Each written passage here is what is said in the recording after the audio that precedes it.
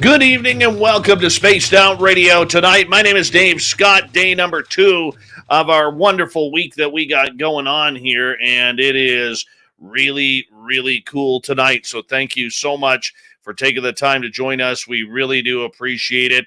And hello to everyone in our chat room so far, as we're trying to balance out our audio here a little bit. But Susan Shumsky, Dr. Susan Shumsky, paging Dr. Susan Shumsky, is here tonight. Going to talk about all her books and everything that goes on with divine spirituality and what is ahead for us. Yeah, we're going to find our Zen and our Chi tonight. I can feel it. All right, let's say hello to everyone in the chat room so far. Race fan in the gold medal position. We got Downshift in the silver. Taking home the bronze tonight, the gorgeous Cosmic Fleur. Flippity, how's it going? Mennonite Abe. Double M Michael Morris. What is happening? John Swan is here. How you doing, John? Jay Foxhunter, good to see you. You'll be signing autographs after the show. Line up to the left of the studio for Jay Foxhunter, to the left of the studio. Let's move on here as we continue on with our roll call. We love it around here. Grand Paul Holland in Australia. Eddie Haskell.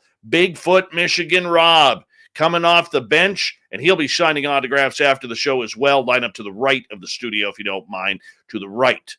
Peppa H, good to see you. Thank you for joining us. Gorgeous Tina Smith, welcome back as we continue on.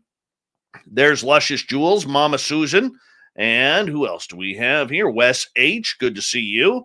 And Todd Purdon, nice to have you here, buddy. Thank you for coming on in. Ian McFadden, what is happening, my friend? Good to see you. Good morning, Lee. How are you? Mondak, always a pleasure to have you here. Sneaking in a listen from work. Paradox Fossils, good to have you. Brad Smith, and he is Chad Smith as well. Yes. Project Blue Book, nice to have you back, buddy. Good to see you. And who else do we have here? There's Paradox. There's Eddie. And let me just see who else we got here. Millennium, my man. Spooky Morales. What's going on? And scrolling down. And there are lots of conversations. There's our big-time woo man. The Paranormal Chop Shop's Big Bad Sonny. Raven Rose, welcome to our chat room for the first time. How are you? Thank you so much for joining us. Don't forget to hit that subscribe button if you don't mind. The gorgeous Arlene Atkins Zell has returned. There she is. Chris Mo in Austria.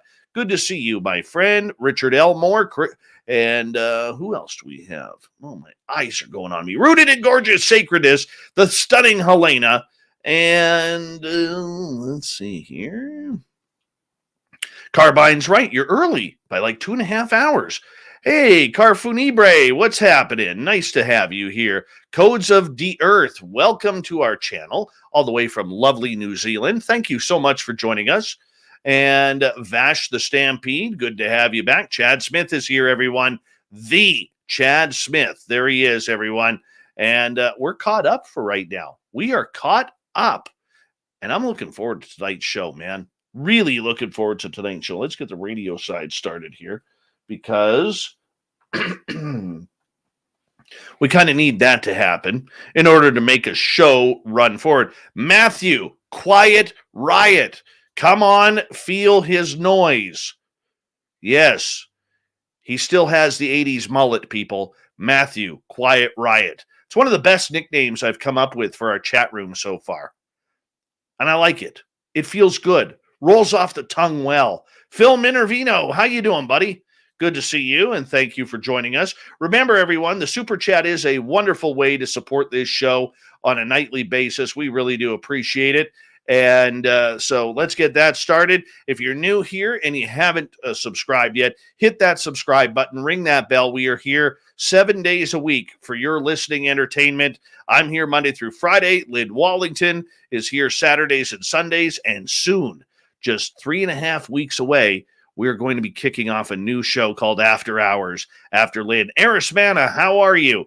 Thank you for joining us. Zero Cool, good to see you, my friend. And we got about 25 seconds. Dr. Susan Shumsky is our guest tonight. We're going to get our Zen on. We're going to get our Chi on. We're going to open up spiritually tonight. Gorgeous Carol, the stunning thin Lizzie Borden. How are you ladies tonight? I am glad you're here. I'm glad to be here for you. and we're going to rock this thing. I am pumped up for tonight. Let's do this thing. Let's get ready. Let's get your horns up. It's time for Bumblefoot. Let's do it.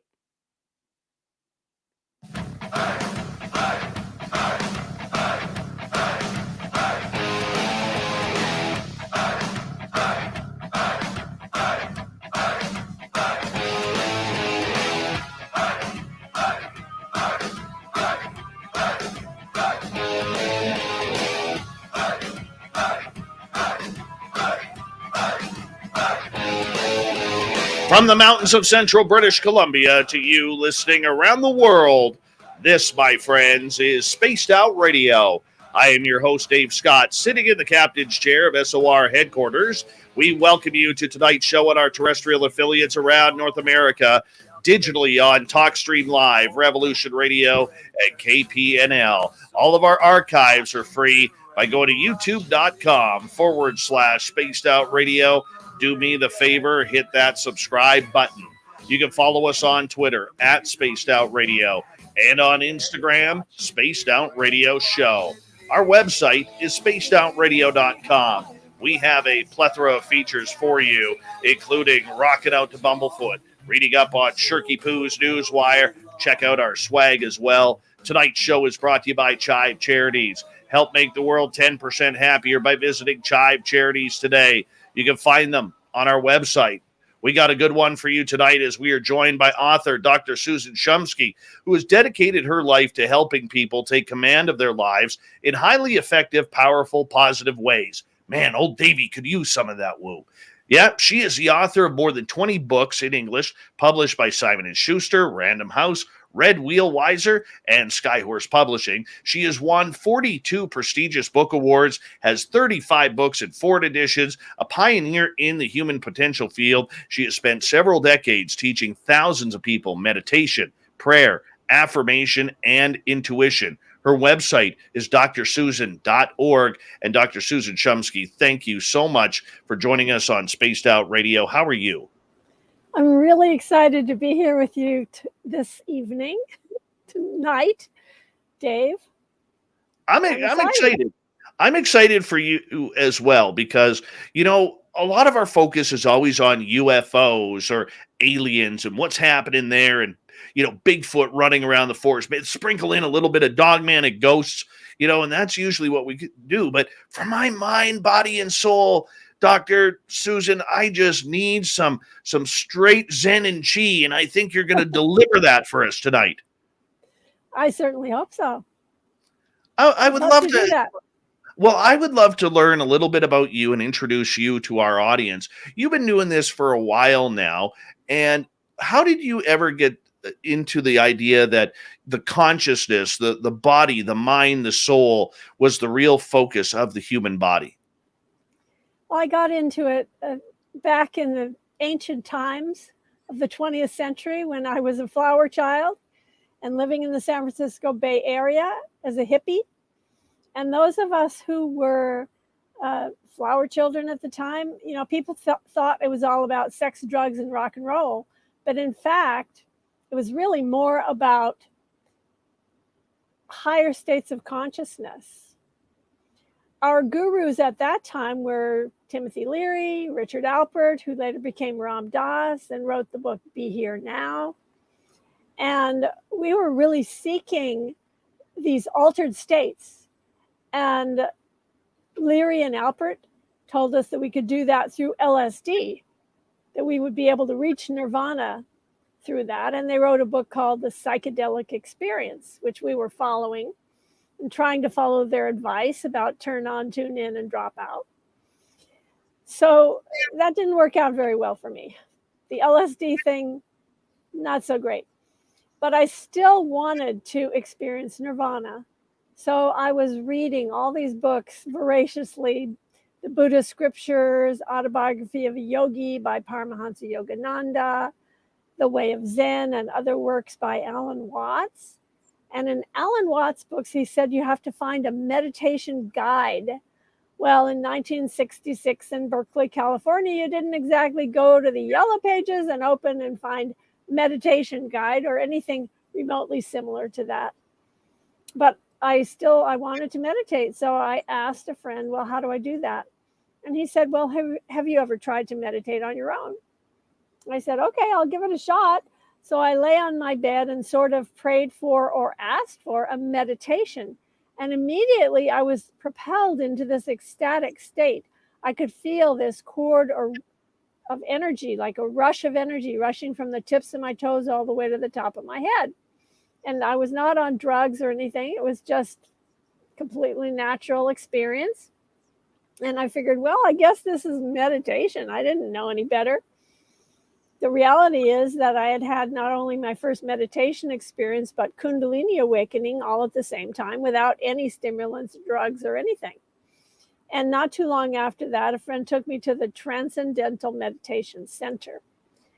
And as soon as I saw the picture of Maharishi Mahesh Yogi on the wall, I just had this feeling that this is where I can learn real meditation. So I ended up going to India. A few years after that, I was in India studying with Maharishi in Rishikesh. And I actually spent 6 years on his personal staff, and I lived in his various ashrams throughout the world for 2 decades. Wow. What did you learn about yourself spiritually as you went down this path? You know, in the beginning, it was really about meditation and experiencing the transcendent.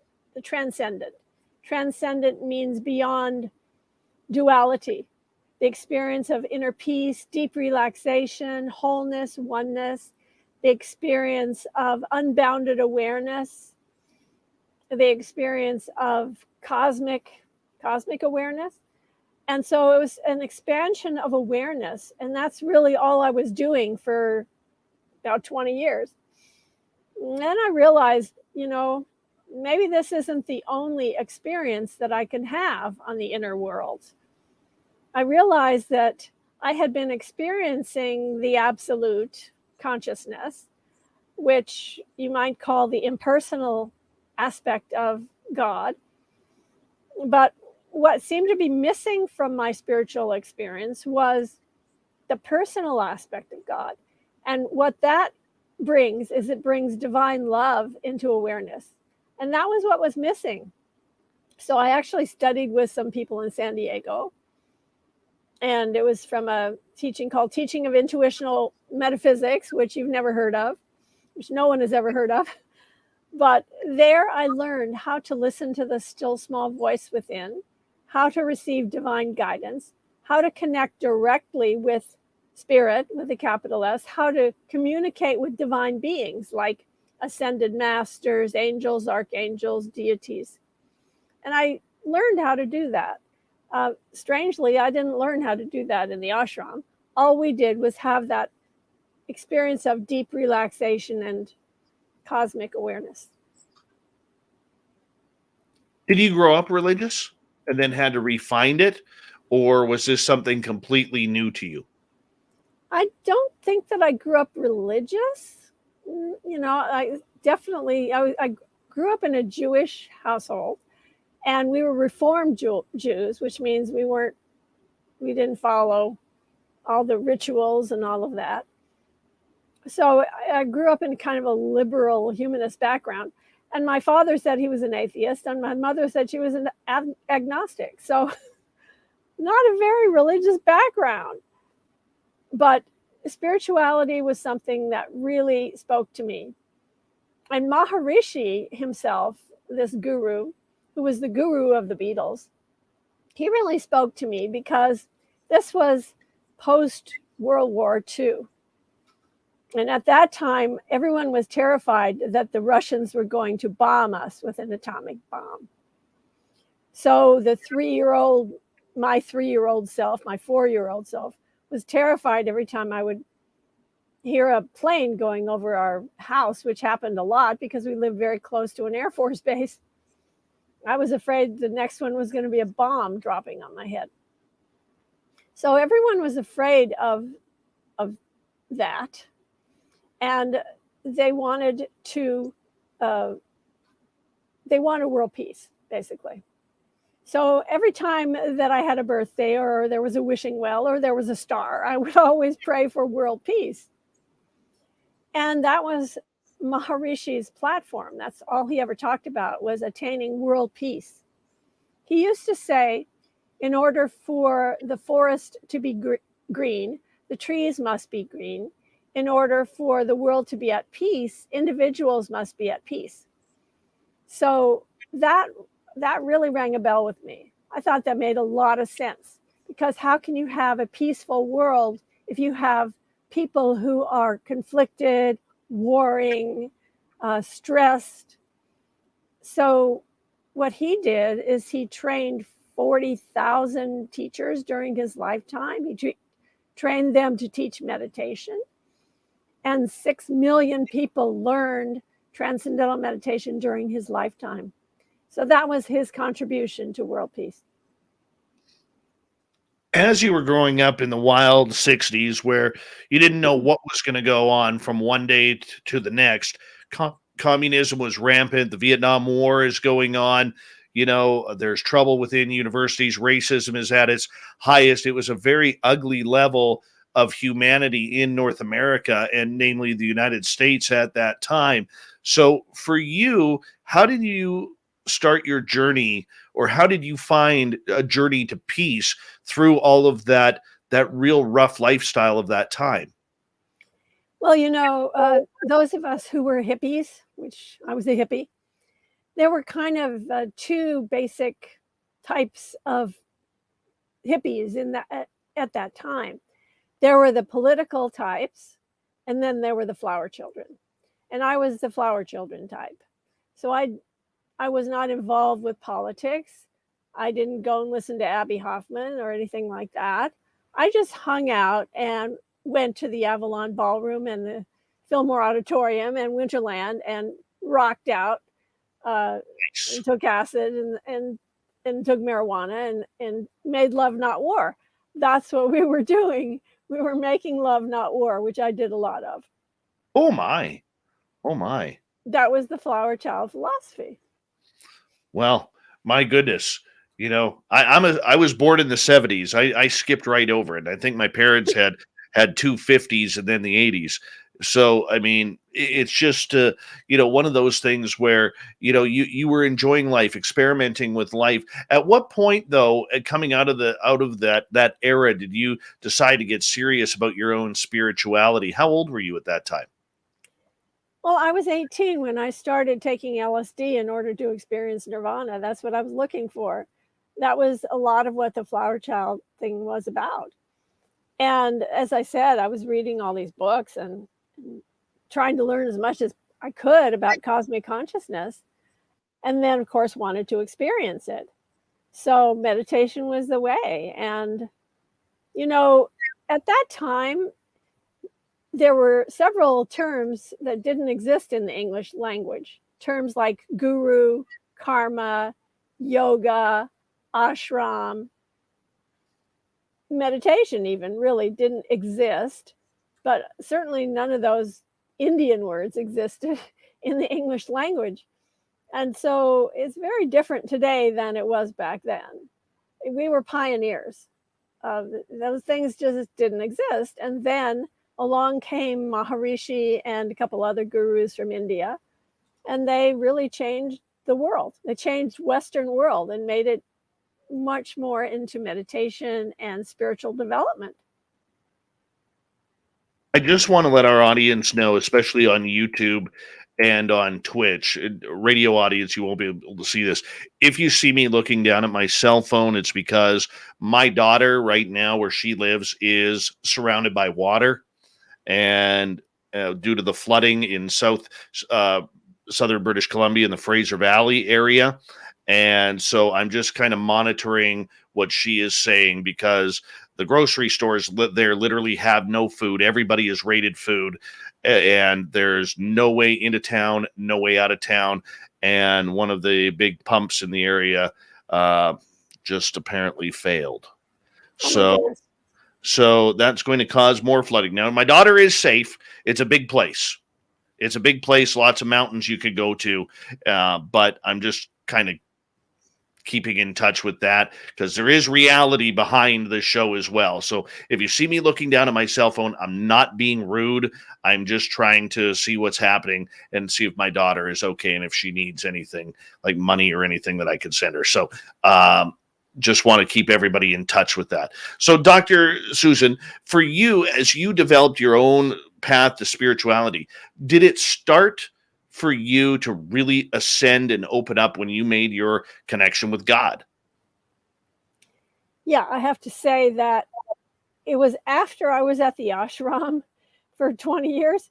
And then I really learned this other method that I teach that's in a couple of my books. One of those is called Divine Revelation, and another one called Awaken Your Divine Intuition. Those two books mainly that are in print are the ones that really teach this method of listening to the still small voice within and being led by spirit in everyday life. In other words, having direct communication with the divine presence within you, with your higher self, with divine beings, beings of light, ascended masters, angels, archangels, deities, and having a dialogue going with those divine beings, and according to free will, listening to that inner voice and following the guidance if a person wants to do that. And what I found is by listening to that inner guidance that my life became quite magical, miraculous. Coincidences that were not really coincidental would take place, and I'd be in the right place at the right time doing the right thing. The right people would show up, and just kind of happy things would happen as a result of following that inner guidance. And that's really how, for example, my first book got published, was by following that inner guidance. And then when I didn't follow it, some other things happened that weren't so great. But how did your life change? How did it become more of a technique for you to become the ascended master and teaching people about their own humanity?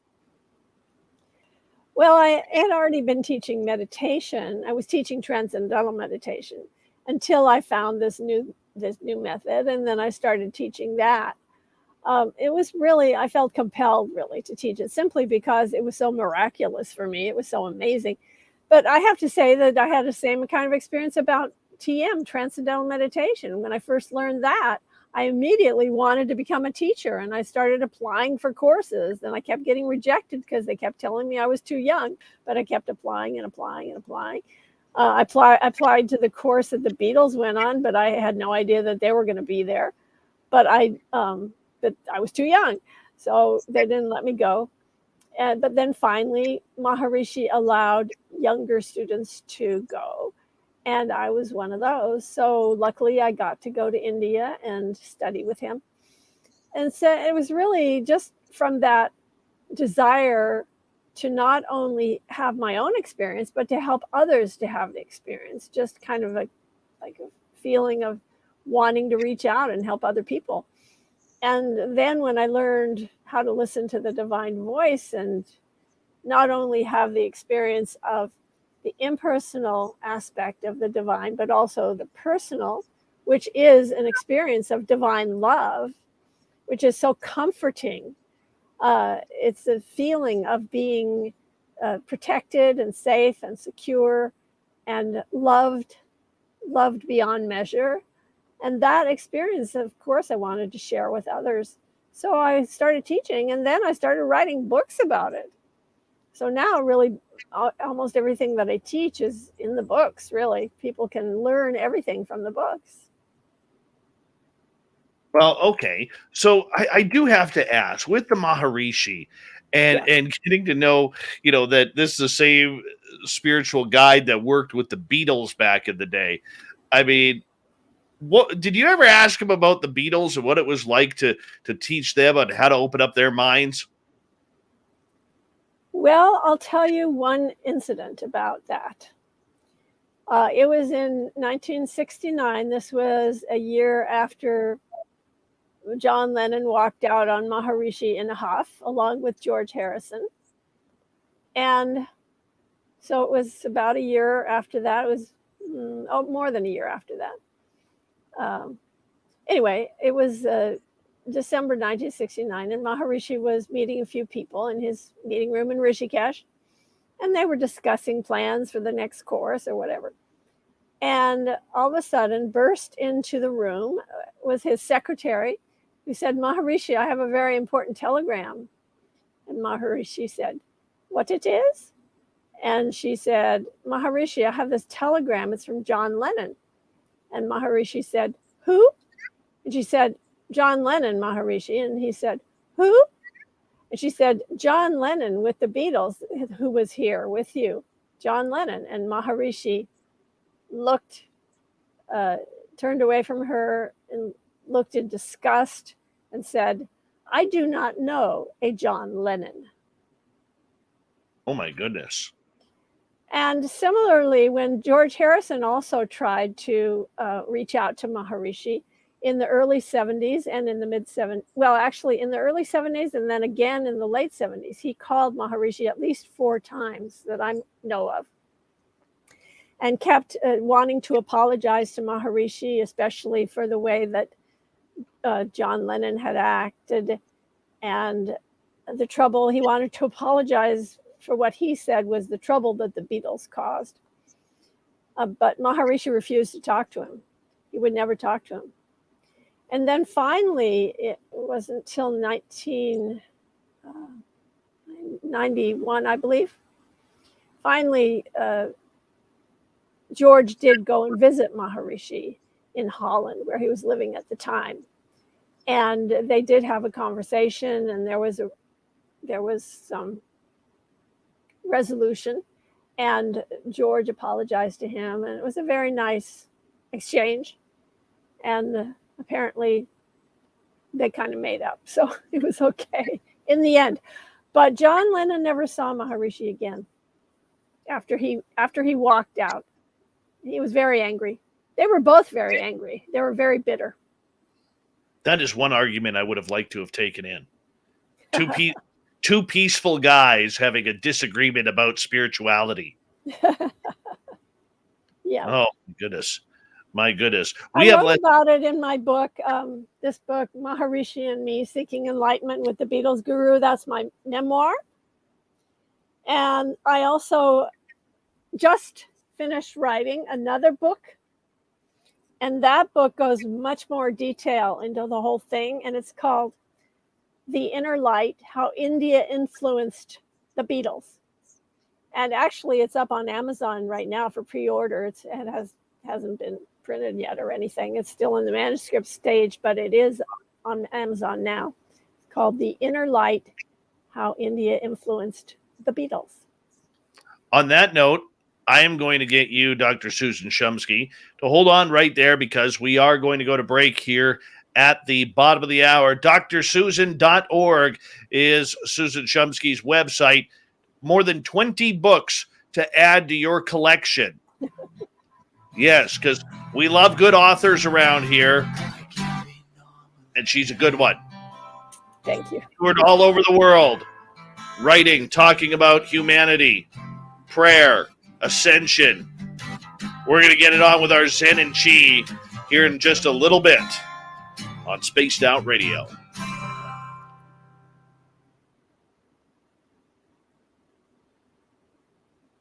I could bear hug you right now. I'm just so thankful you're here. Oh, well, I can bear hug you too. I'm very grateful to be here. Thank you for inviting me. Oh, no problem. No problem. I'm just going to go try and turn on another light or two. I don't have enough light on my face. Okay.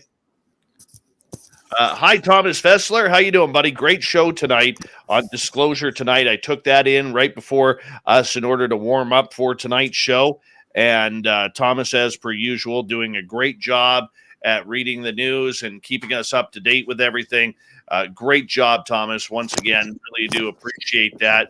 And so make sure, if you haven't already, go to Thomas Fessler's channel and hit subscribe. He's always right before us on YouTube. And the best part about him, real classy guy, never even had to ask him, but he shuts down his show right before us because we have so many mutual listeners. But he wants to make sure that his listeners don't miss a minute of our show. So it's really cool of him. So make sure you go hit that subscribe and ring that bell on Thomas. We would greatly appreciate it. And that's how you build teams in this area. Positivity and good people is by helping each other out. So thank you so much, Thomas. Appreciate that, man. And yeah, that was good. That was good. My favorite name in the chat room, I don't know what it means. Xochitl Paez. I love that name. Now that I know how to pronounce it, I can't stop saying it. Xochitl. Xochitl. Lazarus, how you doing, buddy? Good to see you. Xochitl. Love it. Such a pretty name. And hi, Dr. Susan. Can you hear me okay, Dr. Susan? I don't know if she can hear me. Dr. Susan, can you hear me? Can you hear me?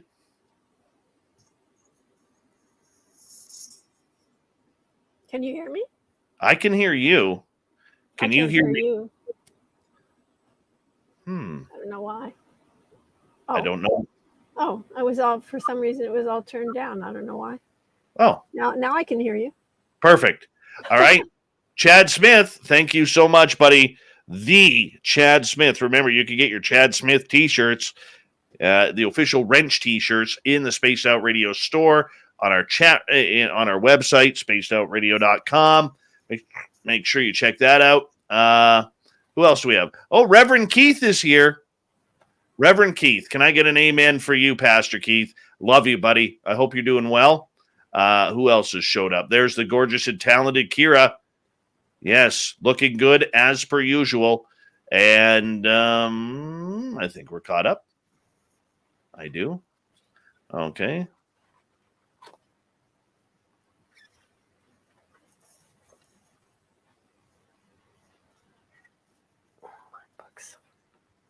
All right.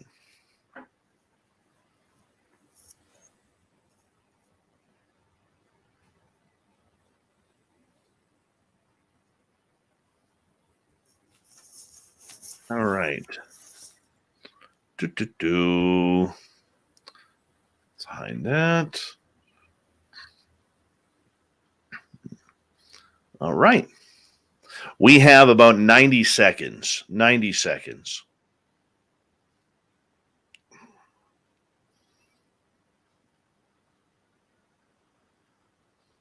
Everything's looking good. Checking everything out. That looks like a comfy couch. It is. I'm in an RV. I live in an RV. Oh, lucky you. That's my goal in 11 and a half years. Okay. Yep. 11. I've lived in a van, a trailer, or an RV since 1989. Good for you. That is outstanding. It's crazy, actually. It's insane. I think it's wonderful. Oh, my goodness. All right, we got about 45 seconds.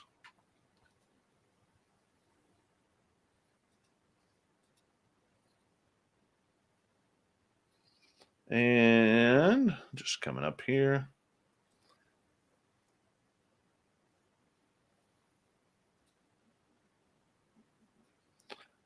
Quick question from Jer Bear here. He's wondering, do you believe that Paul McCartney really did pass away in a car accident in 1966? I have an interesting story about that. Well, hold on to that. Hold on to that. Okay. We'll answer it here momentarily. Hold on.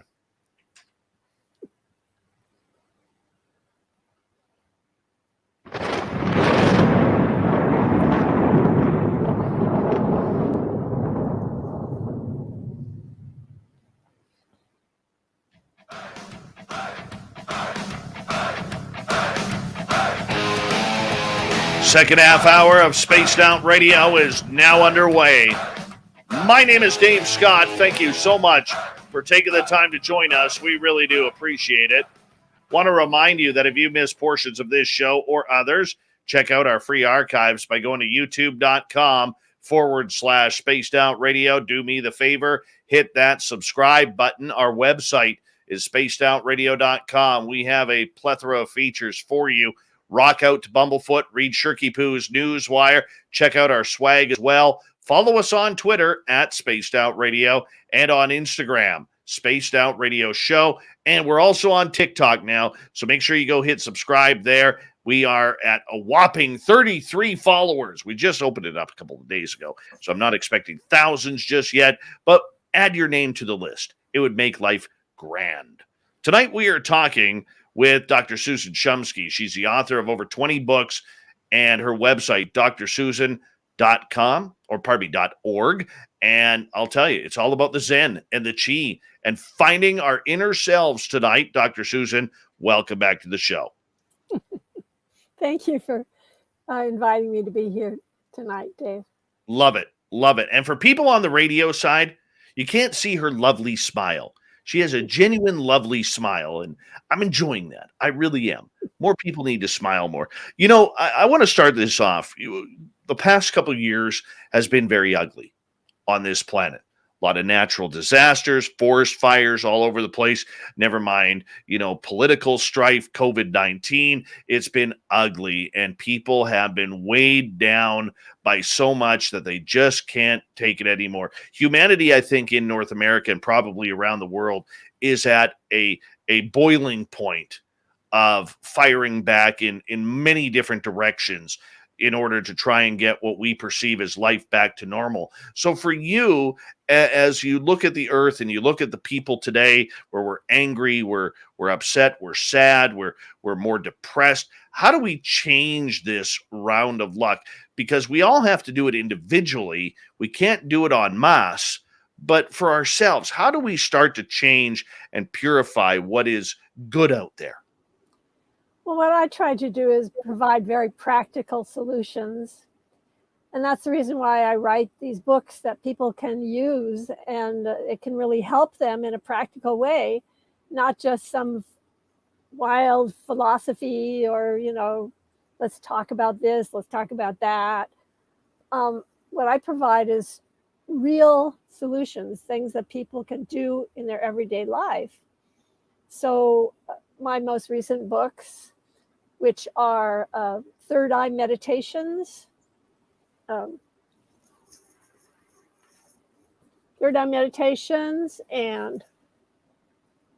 Earth Energy Meditations and Prosperity Meditations.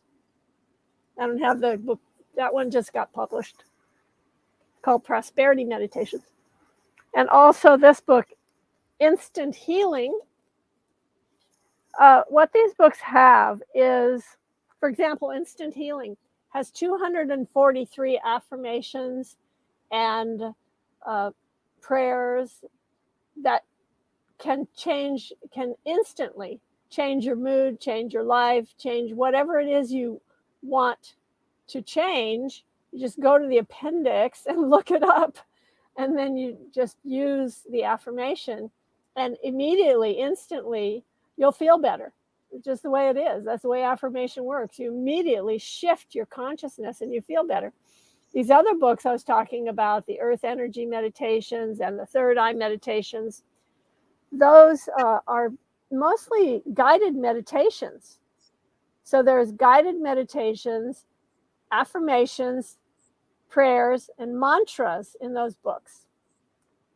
And guided meditation, I think, is the easiest way to meditate because it's no brainer. You don't have to have any skill or patience, or you don't have to have any special abilities in order to use guided meditations. All you do is just either read the meditation on the page or listen to the audio book and close your eyes, or you make your own audio meditations by reading aloud. Just read audibly the meditation and then onto a device, and then play it back, sit comfortably, close your eyes, and your own voice then will guide you into meditation. So that's the way those books work, and very practical in all different subjects. For example, earth energy meditations, a lot of that is about people who are very sensitive, empathic kind of people. They're called highly sensitive people, HSPs, and they're people who, they're like energy sponges. So they feel like they're drained by people around them, like people around them are vampires draining their energy all day. So an energy sponge would be one of those kinds of people, and as they go through their day, they just get more and more and more drained, and then by the end of the day, all they can do is just lie on their bed, so exhausted. So solutions for that kind of person are in that book, Earth Energy Meditations. It helps to ground you, helps you to have more inner strength, ability to stand your ground, and to not allow these influences around you to cause you so much distress. So that's Earth Energy Meditations. And Third Eye Meditations is a book that helps you to develop spiritually. So, but all of these books are very practical. They're about specific things like relationships, health, money. I have this book now, Prosperity Meditations, which is about how to be prosperous, how to develop prosperity consciousness, how to be prosperous on all levels, physical, mental, spiritual, emotional, in all areas of life, relationships, health, world peace, world issues in the entire world, and also how to be strong within, and how to be prosperous as far as money is concerned as well. So these books are so practical, and it's really, the guided meditation is great. I call it the do nothing program. That means do nothing, nothing, and less than nothing. And the less you do, the better it works. All right. I forgot to ask a question coming out of the break. Getting back to the Beatles for a quick second here. Yeah. There's a question coming from our Revolution radio chat room. Thank you to Jareth Barrett. Now, there's a big conspiracy theory around the Beatles where many people believe that Paul McCartney actually passed away in 1966 in a car accident and was replaced by a look-alike. Is this just a conspiracy theory, or is there something to this? Well, it might just be a conspiracy theory, but I have a very close friend. His name is Sean David Morton, and many of your listeners, I'm sure, have heard of him. He's quite famous. And he knew George Harrison. He knew the Beatles through this guy named Rolls, who was George Harrison's astrologer and very close, and also George Harrison's brother-in-law.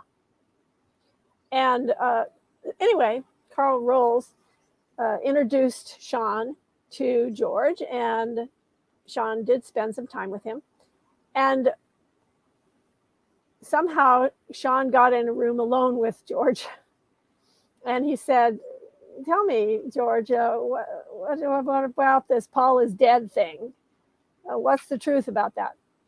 So George actually got up off his chair and closed the door, came back to where Sean was sitting and sat next to him again and said, "It ain't worth me life, mate. It ain't worth me life."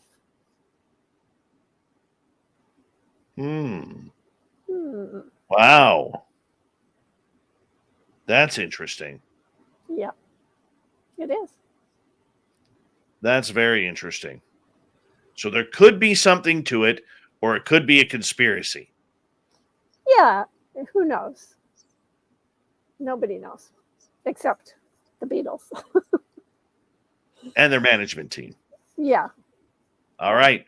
Well, let's continue on with the spiritual side of everything here, because, for a lot of us, We live in a 24-hour society. The people's sleep patterns have gone down. Doctors are now working with people to see how little sleep we really do need a night in order to refresh ourselves. It's not just the 8-9 hours for most people anymore. Most people average between 5 to 7 hours of sleep per night because there's just so much to do, whether it's work, whether it's commuting, whether it's, there's no 9 to 5 jobs anymore. Or maybe some people are starting their jobs at 4 o'clock in the morning and 5 o'clock in the morning rather than the 8 to 4 or 9 to 5. I mean, you get home, it's all social media, it's television, it's hanging out with friends, it's living, with family and taking care of your bills. There's a lot of stress on people. How do we learn to meditate to slow our minds down from a world that just keeps getting faster? Well, I think because of the fact that the world is faster and faster, it's even more important for people to take some time out to meditate. And you don't have to take a half hour. You don't have to take an hour. You can take 5 minutes and get refreshed from just a 5-minute quickie meditation. So people, they have all these ideas about meditation. They think it's hard. They think they can't do it. They think you have to control your mind. They think you have to blank your mind. All of these things are fallacious. It's not true, just not true. The type of meditation that I teach, which is this guided meditation, anyone can do it. It's just, you either just read it on the page or you listen to the audio book or you make your own file. Like I said, make your own meditation and then listen to your own voice guiding you in. And the meditations in these books that I described, there's many really short ones, and then there's longer ones. Some of them might take 20 minutes, but there's plenty of them that would take 1 minute or 5 minutes. So really, you don't have to spend a lot of time in order to get into a state of quietude, into a state of deep relaxation, which is what meditation does. It takes you into this state of inner peace. And that state is a state of what we might call restful alertness, where the body is deeply rested, but you're still alert and you're still conscious, but you're feeling very, very relaxed and quiet and still and very peaceful. And that's what meditation does. And it's incredibly powerful. I'm a big fan of meditation. I believe it's the panacea of all ills. I believe meditation can just about cure just about anything. It's so powerful. I can't slow my mind down.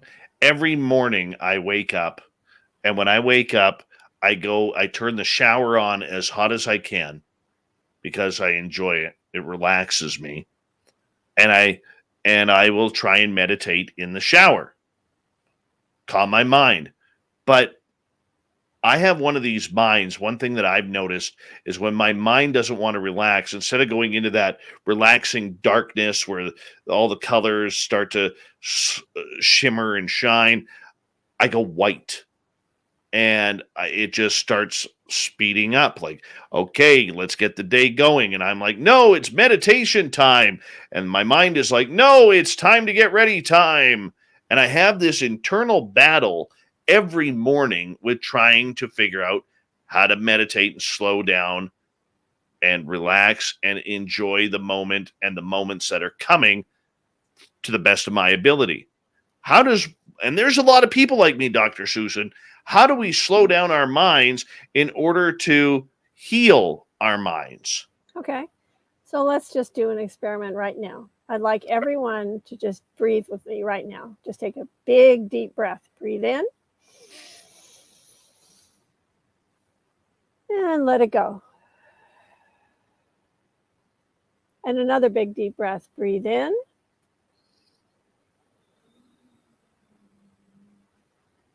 And let it all go. And now a third deep breath. Breathe in.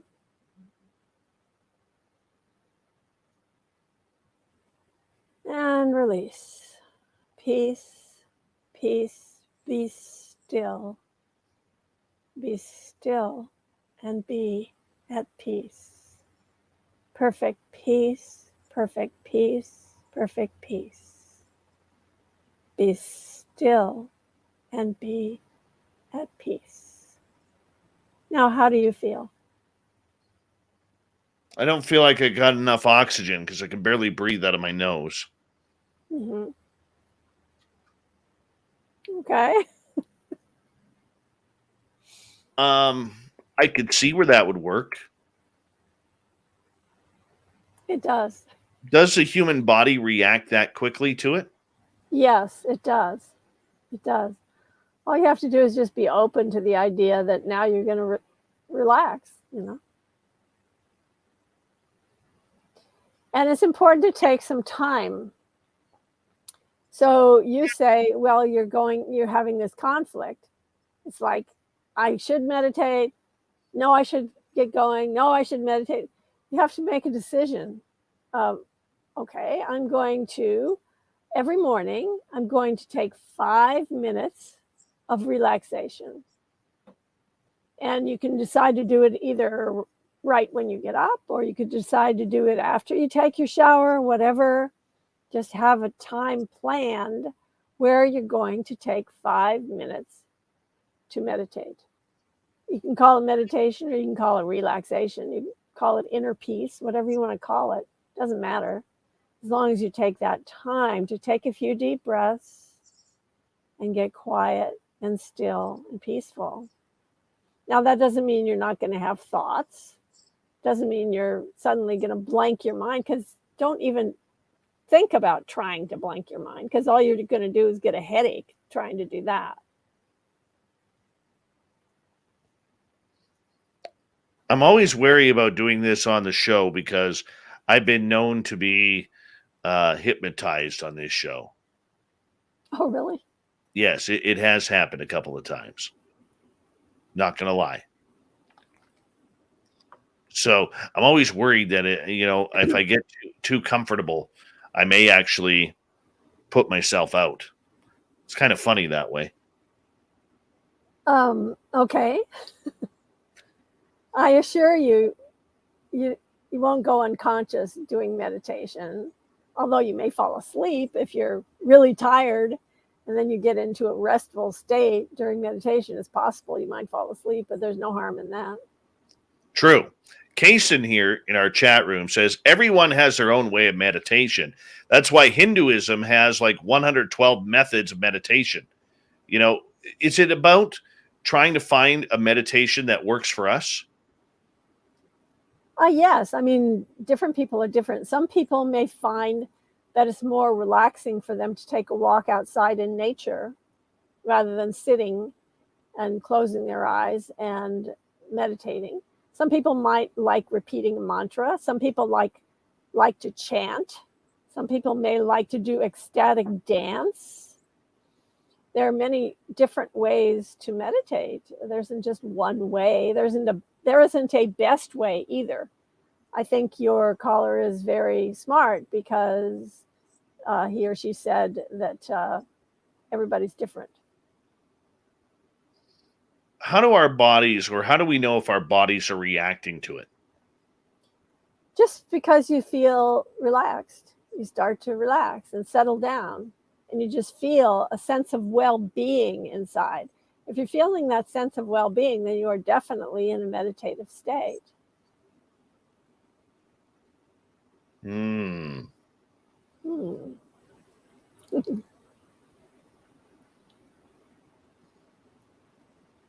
Sometimes my mind delves into these, and I'm looking for questions, and I get stuck here. So for you, as you teach people how to meditate, what's the ideal scenario? Is it lying in bed? Is it sitting on the floor with your legs crossed, walking barefoot in grass, or in my case right now, snow? What's the best way to do it? The answer is yes to all of those things. I do not necessarily recommend lying down, though, because that, for some people, that may tend to just put them to sleep. And if you want to actually meditate and not just take a nap, it might be better to be seated or to walk, or, some of these other positions might be better for you. Generally, the most important thing about meditation, if you're going to close your eyes and go into a meditative state that way, the most important thing is comfort. Be comfortable. Either sit in a comfortable chair or have some pillows behind you and have back support. Generally, people are not comfortable in a pretzel position in the middle of the floor with their spine erect, trying to keep themselves upright and stiff. That is not really conducive to a meditative state. Comfort is what is conducive to a meditative state. So find a comfortable chair or a comfortable place to sit where you feel supported, where the temperature is good, where you won't be a lot of noise around, without a lot of noise around, where the people won't be knocking on your door and bothering you. So a quiet and peaceful place that's comfortable. That's what I would recommend if you're going to do the meditation where you're closing your eyes and going deep within.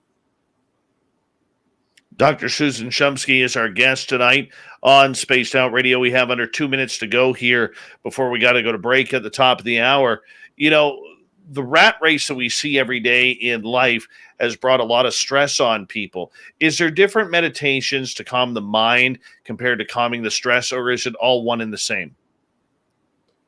Well, our state of mind and our state of body are very intertwined.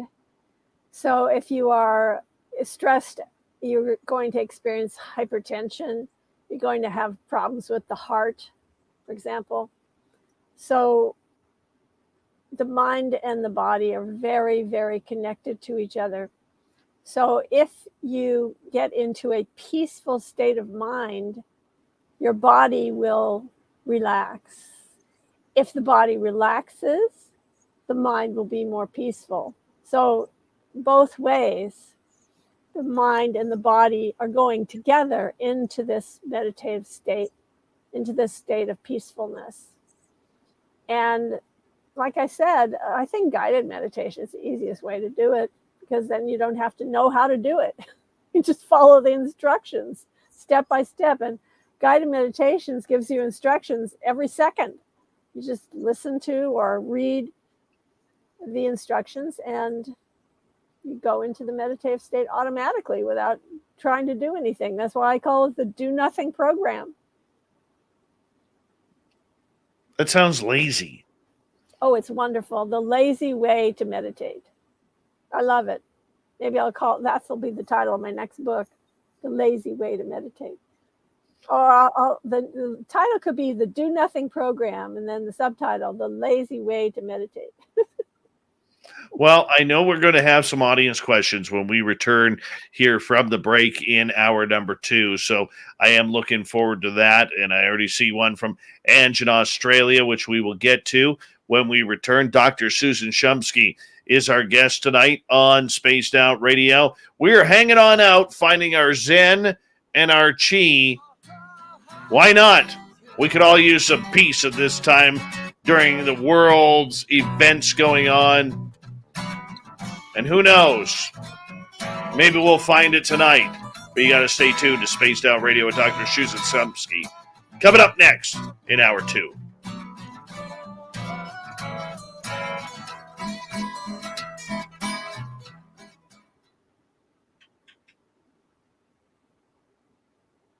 All right, we're clear for 6 minutes. All right, I'll just take a break then. Mm-hmm.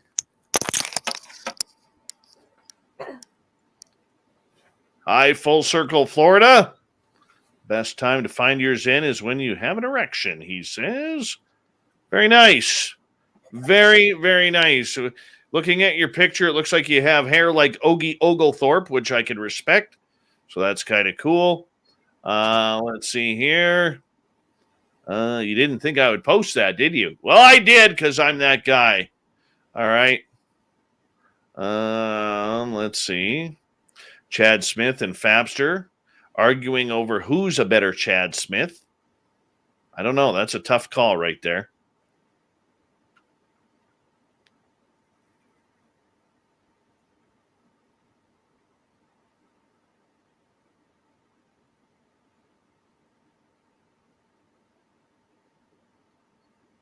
Akryong, how you doing, buddy? Good to see you.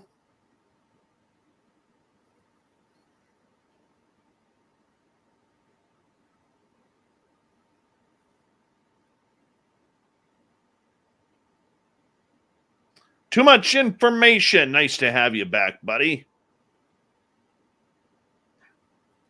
Yeah. Hello, everybody. Just like Grover back in the day, remember? Super Grover. Love Super Grover.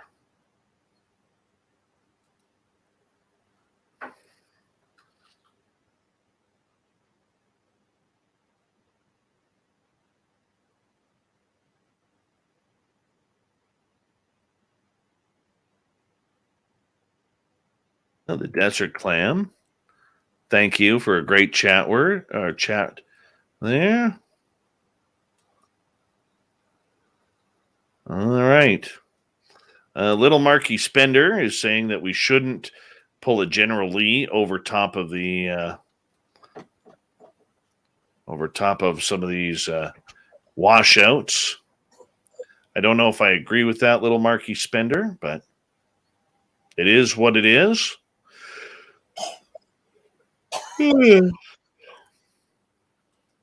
Oh, hey. Yeah. All right. Aussie Rob, how's tomorrow looking? And how's them ham hocks? Please let us know. Mm-hmm. Oh, thank you, Chad Smith. Appreciate that. I wish you weren't Eastern time. I'm like asleep. There she is, everyone. The gorgeous and lovely Amy Vegas O. She has returned. And when you're in Vegas, she can marry you too. She has her license. So if you want to get married in Vegas, hit up Amy Vegas O. She could get her done. Mm-hmm. We got hookups for everything around here.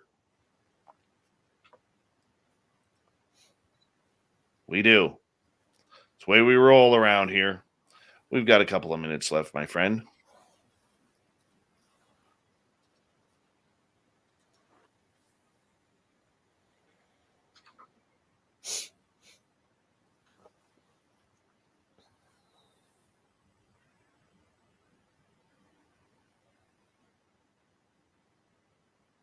Mm-hmm.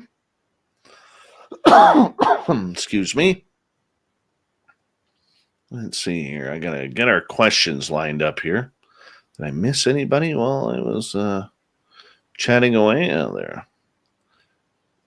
We got about 2 minutes, my friend. 2 minutes.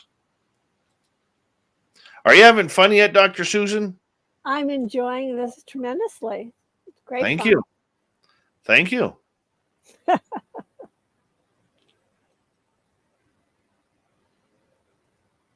I'm enjoying this too. Good.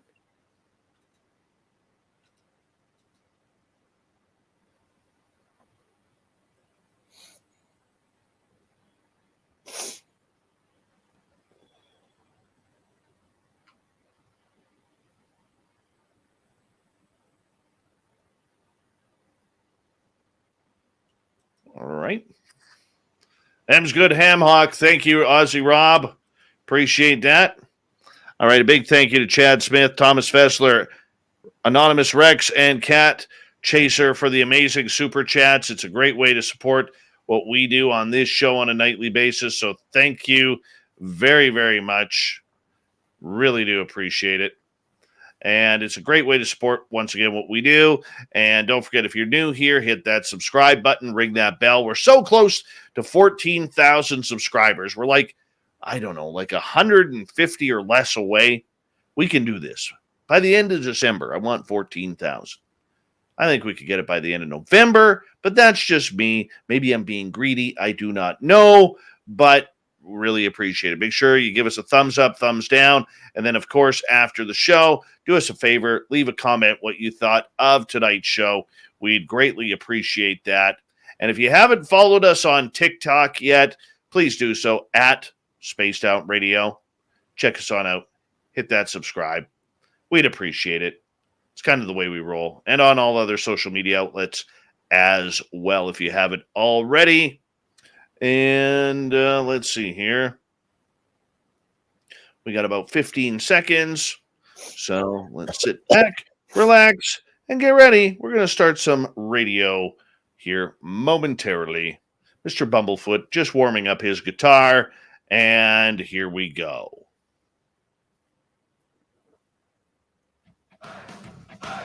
You're listening to Spaced Out Radio with Dave Scott. Follow Dave on Twitter at Spaced Out Radio and on Facebook, Spaced Out Radio Show. Here we go with the second hour of Spaced Out Radio tonight. My name is Dave Scott. Thank you so much for taking the time to join us. We really do appreciate earning your listening ears wherever you are on this beautiful planet we call Earth. Hello to everyone listening in on our terrestrial affiliates around North America and digitally on TalkStream Live, Revolution Radio, and KPNL. All of our archives are free. Go to youtube.com/Spaced Out Radio and do me the favor, hit that subscribe button. The Desert Clam has set the password for tonight in the SOR Space Travelers Club. Idiopraxist. Idiopraxist is your password. Use it wisely, Space Travelers, as a clam sets a password each and every night right here on Spaced Out Radio. Our website is spacedoutradio.com. We have a plethora of features for you, including rocking out to Bumblefoot, reading up on Shirky Poo's Newswire. Check out our swag as well. Follow us on Twitter at Spaced Out Radio, at Spaced Out Radio on TikTok, and on Instagram at Spaced Out Radio Show. Dr. Susan Shumsky is here tonight on the big show as we are talking about divine revelations. What is going on with our bodies, our meditations, our ability to heal ourselves? Her website, drsusan.org. I highly suggest you check it on out. You can look at any major bookstore for her books. There's about 20 of them that you can add to your collection. Dr. Susan, welcome back. I'm excited. Me too. Continue to talk with you, Dave.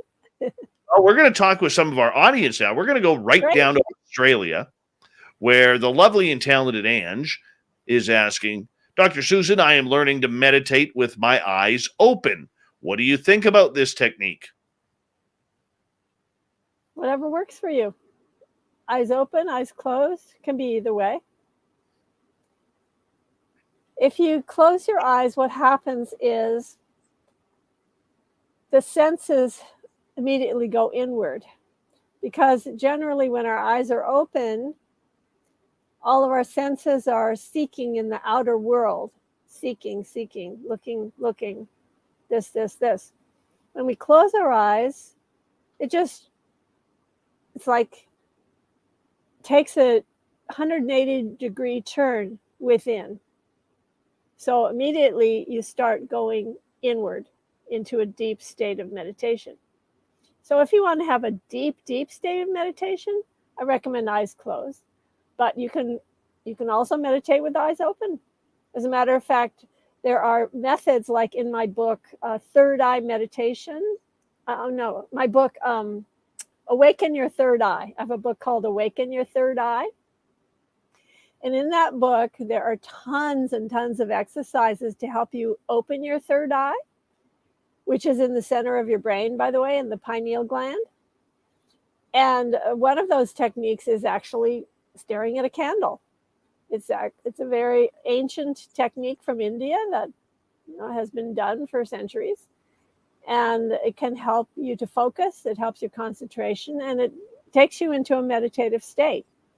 So obviously your eyes are open when you're doing that, or when you are gazing at people's auras, for example, which I teach in another book that I wrote, which is called The Power of Auras.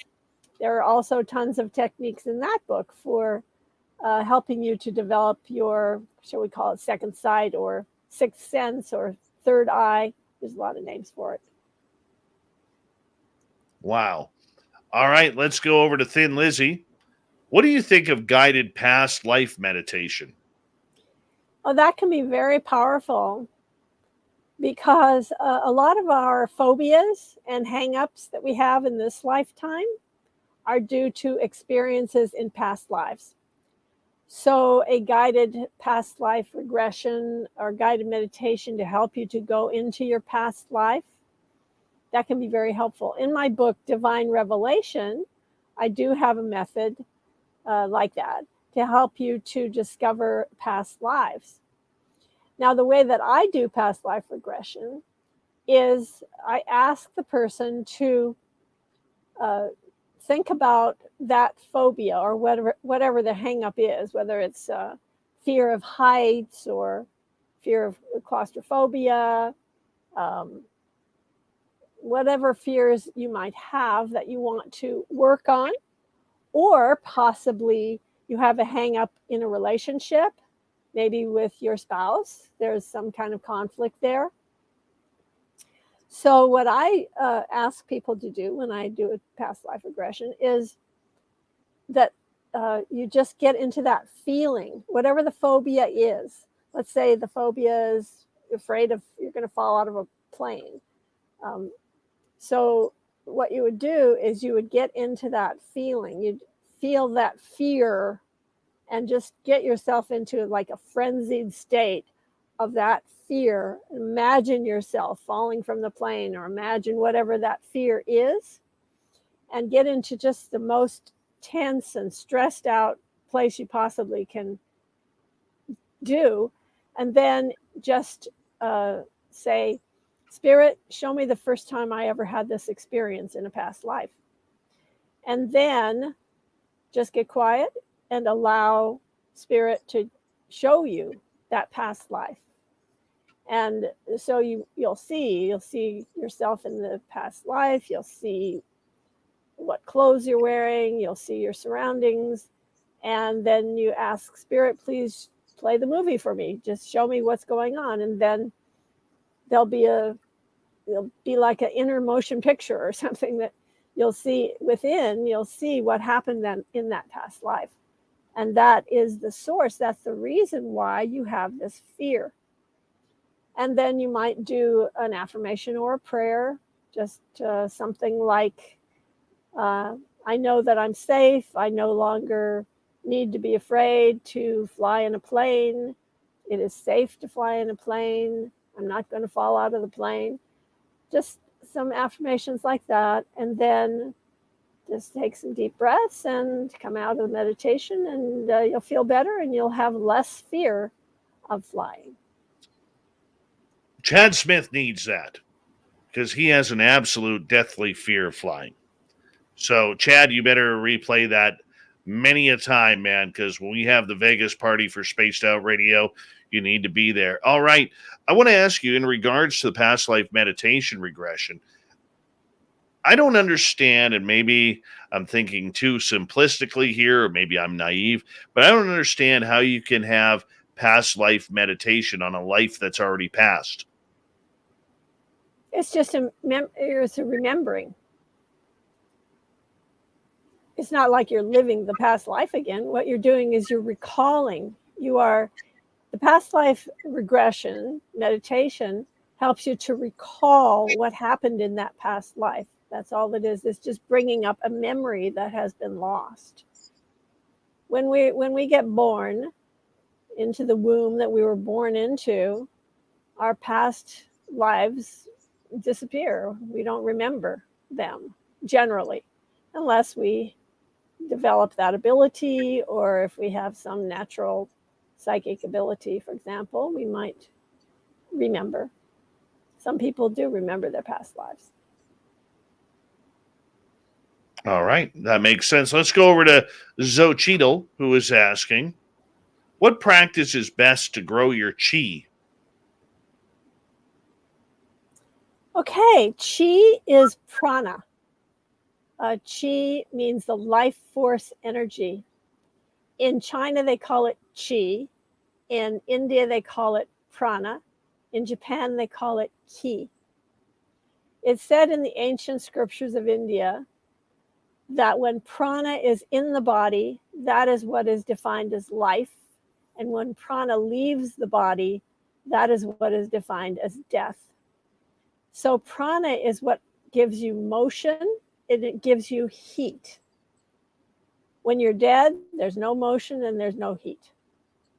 So prana is what brings that into your being, into your subtle body. Prana is flowing through your subtle body.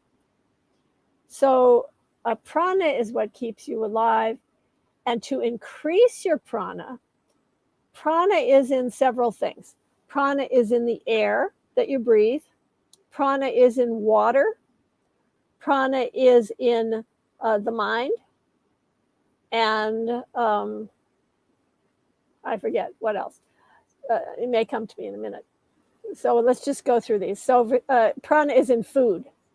So in food, the best way to get the most prana out of your food is to chew the food until it becomes liquid.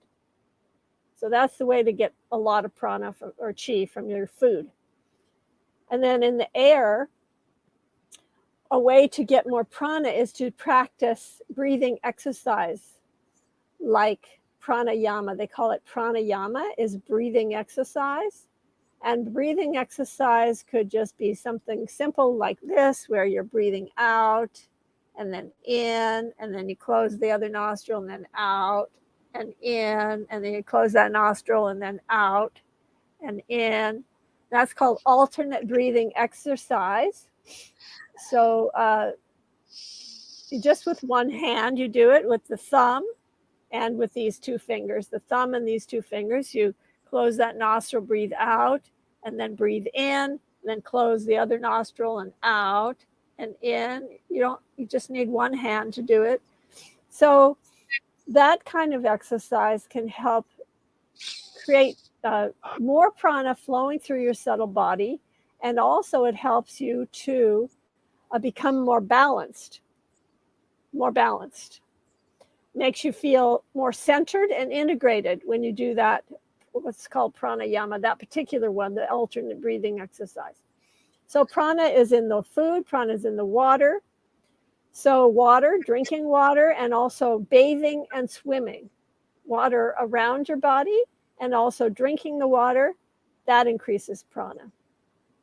So prana is in the water, prana is in the food, prana is in the air, and prana is in the mind. When you are in deep meditation, when you go very, very deep in meditation and the breathing becomes very quiet, when the breathing becomes very, very quiet and subtle, then more prana is flowing through your, what we call nadi. In India, they call it nadi, and in China, they call it meridian. So prana is flowing through your subtle body in those tubes, energy tubes that are called either nadi or meridian. And when many of those nadi or meridian intersect, that's called chakra. And that means wheel. It's a wheel because it has a hub of pranic energy and it has spokes of radiating pranic energy from that hub. So that's the subtle energy system consists of prana and these energy tubes and then the chakras. Beautiful. I had to adjust my nose there. I couldn't breathe out of my one nostril. Well, usually one nostril is more clogged than the other.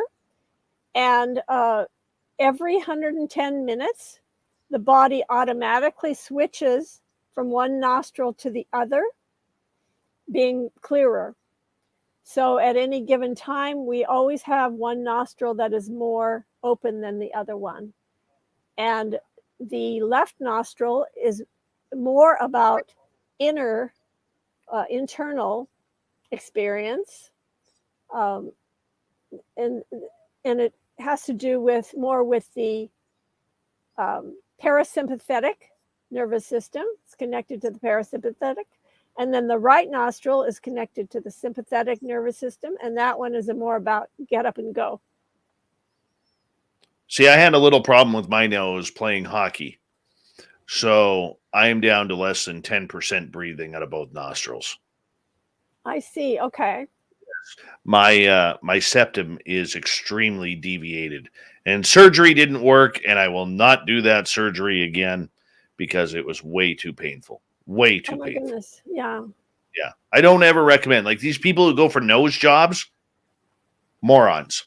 Morons. Don't Absolute. mess with your nose, right? No, it's painful. All right, let's go to another question from Xochitl, because we love saying her name on here. What does it feel like when you awaken your Kundalini? And before you answer that, there's a lot of people out there listening who may not know what the Kundalini is. I would love it if you took some time to explain that before answering this question. So Kundalini comes from a Sanskrit word, kundal. Kundal means curled up, coiled up or curled up energy. And this curled up energy is at the base of your spine, below your first chakra, your root chakra. There's another thing called the root bulb, and that's where Kundalini is. And Kundalini in average people who are not really very intellectually inclined, who are just, all they do is eat, sleep, and have sex, and they're not really interested in anything intellectual or anything having to do with learning or knowledge, their Kundalini is sleeping. And it's explained in the scriptures of ancient India. It says that it's coiled around 3.5 times with head down, Kundalini. In other words, it's like a serpent. It's called the serpent power. And it's a coiled up energy, 3.5 times, head down. That means asleep. Anyone who has any interest in intellectual things, anyone who's listening to this podcast, definitely their Kundalini has risen to some degree, or they wouldn't even be interested in the types of topics that we're discussing. They wouldn't be interested in anything like that, as a matter of fact. So Kundalini goes up through a specific nadi. Remember, I was talking about those tubes of energy? There's a specific nadi. It's called Sushumna nadi. And when Kundalini wakes up, it goes through the Sushumna nadi. It opens up your chakras as it goes up through your body and comes up to the crown chakra, and you become awakened. So that's what Kundalini is. And what was the question again? They wanted to know. The question How do you is, know, or what experiences you have? Is that what they were asking? how do you know when you've awakened your Kundalini? Well, like I said, all of you have a Kundalini awakened to a great degree, or you wouldn't be interested in this. So, but the experience of Kundalini, they did ask about that. So it can come in many different ways. If you are absolutely pure, you won't experience any discomfort whatsoever when Kundalini awakens. In fact, you won't feel anything. All you'll feel is illumined, and you'll feel unbounded awareness, and you'll feel ecstatic. But if there are blockages in the Sushumna nadi as Kundalini is going up through it, if there are blockages, then you may feel discomfort. It's possible you'll feel something like ants going up your spine, or you may feel electricity going up your spine. You may feel fire, like fire is going up your spine. These are some experiences that people have when their Kundalini is waking up. And it may not just be the spine, by the way. It can be through your whole body. Makes a lot of sense. Let's go to Codes of the Earth. Sometimes when I meditate, I tend to pull a muscle in certain areas of my body. Does that mean I am doing it wrong? Well, I think I would ask how comfortable that person is when they're sitting to meditate. Like I said, the most important thing about meditation is comfort. So I certainly wouldn't sit in the middle of the floor in lotus position. It definitely wouldn't be comfortable for me to do that. And I don't think it's comfortable for most people, unless you happen to have a really strong core and you've been practicing yoga for 20 years or something. Maybe then you would feel really comfortable sitting in the middle of the floor with no back support. But in general, it's best to have plenty of pillows and to be really comfortable and to just kind of feel like you're sitting in a cloud. And then you'll just be more comfortable when you meditate. And I don't see how you would pull a muscle. Well, Kira made a comment on here. Sometimes we have muscle memory and hanging on to emotions in our muscles, working out the kinks in those. Could that be possible? Well, that's a very good point that you brought up, because my guru, Maharishi Mahesh Yogi, he used to often talk about something called stress release, or unstressing, or unwinding, he would call it. So when you're in a deep, very deep meditative state, it's possible that you might be resolving some issues from past lives or traumas that are held in the body. And as those release, you get some discomfort.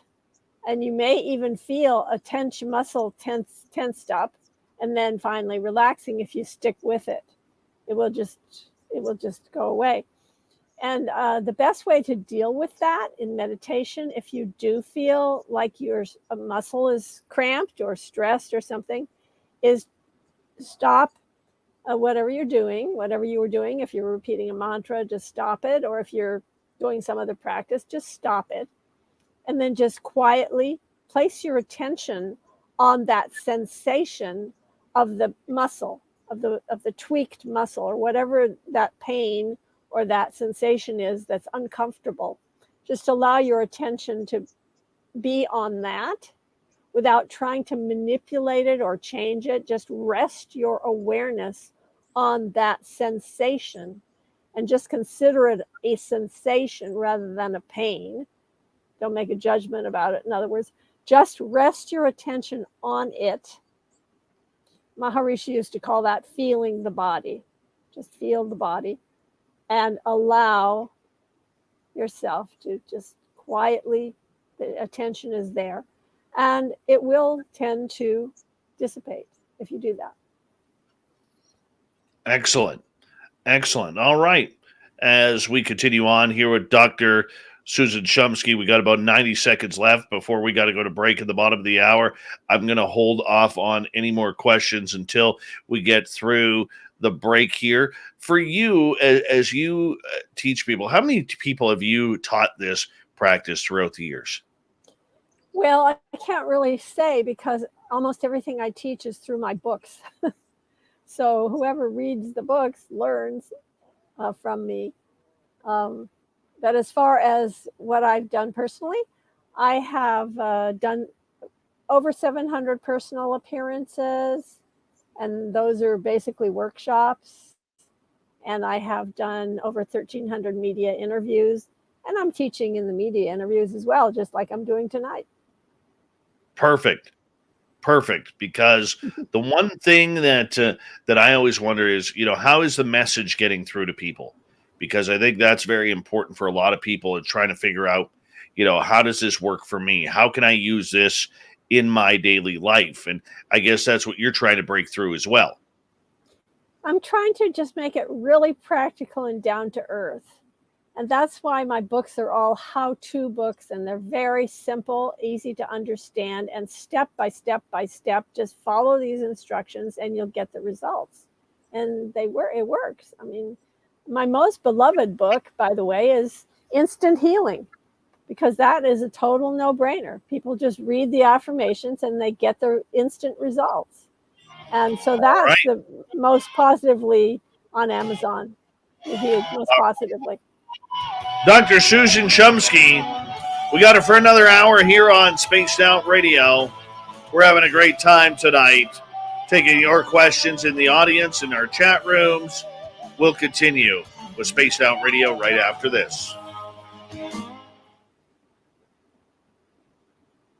All right, we got 5 minutes. 5 minutes. Okay, 5 minutes. All right. I'll get up and walk around. I'm just going to disappear. I got to go to the bathroom here. I'll be right back.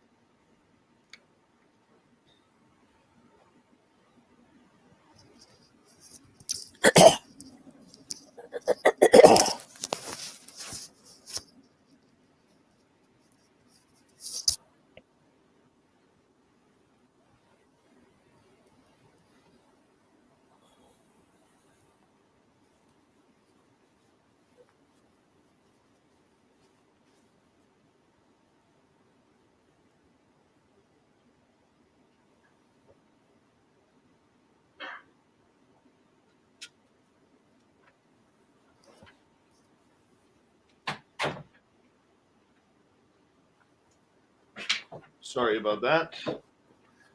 My dog has now joined us. Doug is here. Come here, Doug. Can you come say hi? Can you come say hi? No? You're going to go lay down. All right.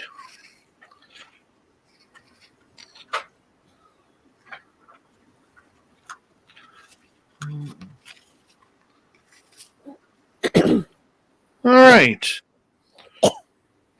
We have about 1 minute.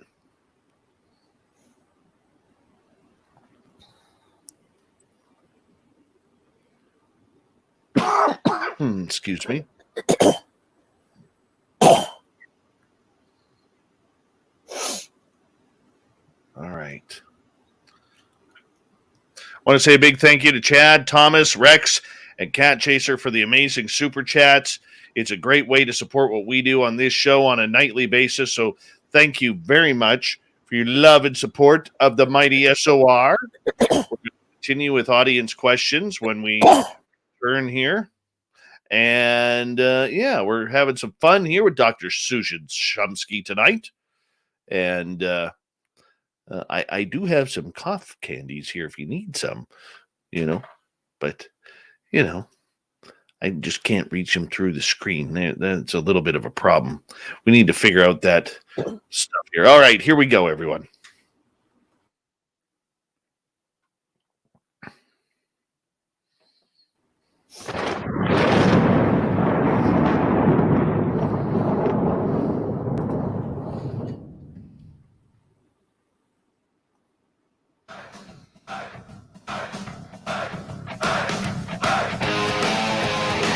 We pass the halfway point of Spaced Out Radio tonight. Good to have you with us. My name is Dave Scott. Thank you so much. Really do appreciate it. Want to remind you that if you missed portions of this show or others, check out our free archives by going to youtube.com/Spaced Out Radio. Do me the favor, hit that subscribe button. Our website is spacedoutradio.com. We have a plethora of features for you. Rock out to Bubblefoot, read Shirky Poo's Newswire, check out our swag as well. Follow us on Twitter at Spaced Out Radio and on Instagram, Spaced Out Radio Show. And if you haven't yet, hit us up on TikTok at Spaced Out Radio. We got a couple of videos up there. We're going to be putting more out soon. All right, we continue on with Dr. Susan Shumsky tonight. drsusan.org is her website, where we highly suggest you go check it on out. You can find their books at any major bookstore across North America. And we're talking divine revelation tonight. Let's get into our Zen, our Chi. I think we've got our Chi done. We got to find our Zen now. And we're going to start off with a question right from Xochitl once again. She is packed with questions tonight, and that's quite okay. She's asking, why does my lower body feel like it's swaying when I meditate? Okay, so in my book, Awaken Your Divine Intuition, this book here, and also in my book, Divine Revelation, in both these books, I talk about something called signals. The divine beings that we contact and communicate with will give us specific signals. They're like identity badges. And each divine being that we're in touch with will give us a separate signal or sign. And the signals will come in one of 6 ways, either seeing, hearing, tasting, smelling, feeling, or getting an involuntary body movement. So those are the 6 various ways that we could receive a signal. For example, seeing, we might see with our eyes closed, I'm talking about. We might see with our inner eye a light of a particular color or we may see a symbol, such as we might see a tree or a cross or a Star of David or a flower or something. We're seeing that with our inner eye, or we're seeing some in some part of our body, we might be seeing some light or something. So that would be a visual signal. We could get an auditory signal, means hearing, for example, hearing a flute or harps or angels singing or music of the spheres. We'll hear something when there's nothing in the environment for us to hear, but we're hearing that. Another way would be olfactory, where something fragrance is coming into our sensing. It could be rose, lilac, gardenia, sandalwood.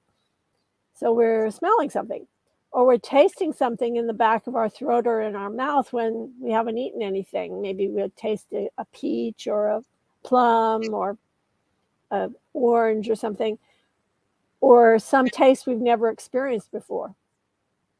And that will come into our mouth. Another is to have a sensation, physical sensation, that feeling something, like you may feel electricity going through your body. You may feel tingling in somewhere, maybe in an extremity or someplace. You may feel blissful energy flowing through your body. You may feel heat. You may feel a cool breeze. Any kind of sensation going through your body. That's another way to get a signal. And seeing, hearing, smelling, tasting, feeling. And then another way is through getting an involuntary movement. Like, for example, your head may rock, your head may go back and forth, your head may go this way, that way, your whole body may rock, your eyes might roll back in your head, your eyelashes might flutter, you might shake or quake. You've heard of the Shakers and the Quakers. There's a reason why they were given those names.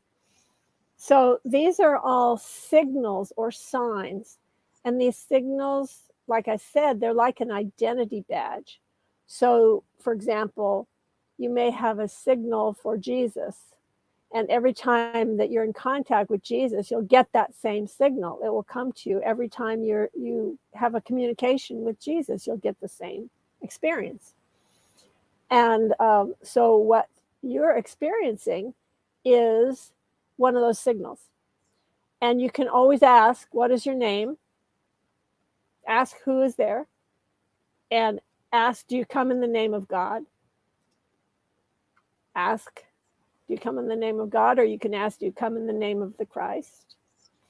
And then make sure that they answer in a positive way. And then you can be communicating with that being who is giving you that signal.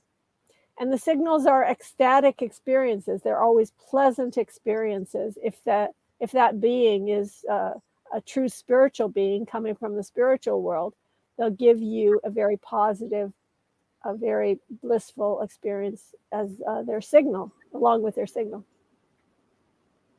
All right, let's move to another question. Thin Lizzie is asking, have you ever heard of people doing acupuncture on their third eye? If so, what does it do? I am not familiar with that. The acupuncture is done on these chakras, really meridian points that are throughout your body. And one of those points is the third eye. And I'm not an acupuncturist, so I don't know what that point is, what it does when they put the when they put the needle there. I actually don't know what it does. You have to ask an acupuncturist that question. All right, let's go to Brazelhoff, who is asking, when entering the vibrational state, I often hear what sounds like muffled explosions. Is this normal? As a matter of fact, that is one of the Kundalini symptoms. Explosions are, hearing explosion is a sign of awakening Kundalini. Let's go to Stephen. My younger brother broke his neck, his C6, in a car accident 8 years ago. Will that affect his chakra? He's doing fine in a wheelchair now. Okay, so the chakras are not in our physical body. They're in our subtle body. So the chakras, so we have several sheaths or layers to our body. We have the physical body, which is called the Annamaya Kosha, which means food sheath, because it's made of food, sustained by food, and becomes food for something else after we're gone. So that's why it's called the Annamaya Kosha, or food sheath. That's our physical body. Then we have something called the Pranamaya Kosha. That is our prana sheet, or the sheath of chi. I talked about that. I said that this in the subtle body is where prana flows through that subtle body, and it's called the Pranamaya Kosha, that pranic sheath. And that's one of our subtle bodies. And then we have the Manomaya Kosha, which is the mental, emotional body. And that's where our senses are. It's very interesting. If you've heard of the near-death experience, certainly you've all heard of the near-death experience. And those who have had the near-death experience, often they will describe that their body is lying there and that they're up on the ceiling somewhere looking down at their body while people are trying to resuscitate them. So what is looking? What is looking from? What are they looking from? Their eyes are down there in that body that's on the gurney. So who is seeing? That indicates that our senses, seeing, hearing, tasting, smelling, feeling, are not in our physical body. They're in our subtle body. And that's called Manomaya Kosha, the mental, emotional body. That's where our senses are. And then another sheath is called the Jnanamaya Kosha, which is our intellect body. Intellect and ego is in that body. And then there is the Anandamaya Kosha, which is our causal body. Now, what was the question again? I knew that I'm going somewhere with this. Oh, goodness. Let me go find it here. Let me go find it. I believe it was... I'm just almost there. Bear with me. Yeah, we lost the train of thought there as I went into all the sheaths. The chat room is just moving so fast here. Let's see here. Well, maybe they could just type it again. So okay. I believe this was about the wheelchair and the chakra, right? Exactly. So as I was trying to describe, prana is in this subtle body. It's not in our gross physical body. Even though it is what causes the body to be alive, even though it causes motion and it causes heat in the physical body, and even though it regulates the physical body and keeps it alive and keeps it going, it is not in the physical body. So even though a person is paralyzed or a person has a physical malady, that does not prevent them from their chakras being bright and vibrant, and it does not prevent Kundalini from going up the spine. Kundalini is much smarter than that. Kundalini can overcome the malady of the physical form. Okay, let's go to Black Dragon, who is asking, can you get that electrical feeling in your body without meditation? Yeah, people get Kundalini experiences without being in a meditative state. People can get all kinds of spiritual experiences without being in a meditative state. Everything that I teach, by the way, is based upon one principle, and that is ask and it shall be given unto you. So if you ask, and by the way, asking audibly is much better than just asking in your head. if you ask for something, then you will receive it. So claiming it, affirming it, asking for it, praying for it, often you'll get, like I said, for example, in this book, Instant Healing. Where's my book, Instant Healing? In that book, that's filled with 243 affirmative prayers or affirmations that get instant results. And you're not in meditation when you're saying them. You're just speaking them, and it works. Okay, let's move on here to another question. And this one comes from Mark. Any truth that sun gazing helps your intuition? I've heard of sun gazing helping your eyesight, actually. It can help you. And I've also heard of it being a spiritual practice as well. And it's not something that I've really practiced much. I did it when I was quite young. I did it a little bit, but there is some tradition to it. It is done in India, in spiritual traditions of India. Sun gazing is a thing. Now, I wouldn't really necessarily recommend that people do that without instruction, because you can actually damage your eye if you don't know what you're doing. So I would say, if you want to do that, learn from a master who knows what they're talking about.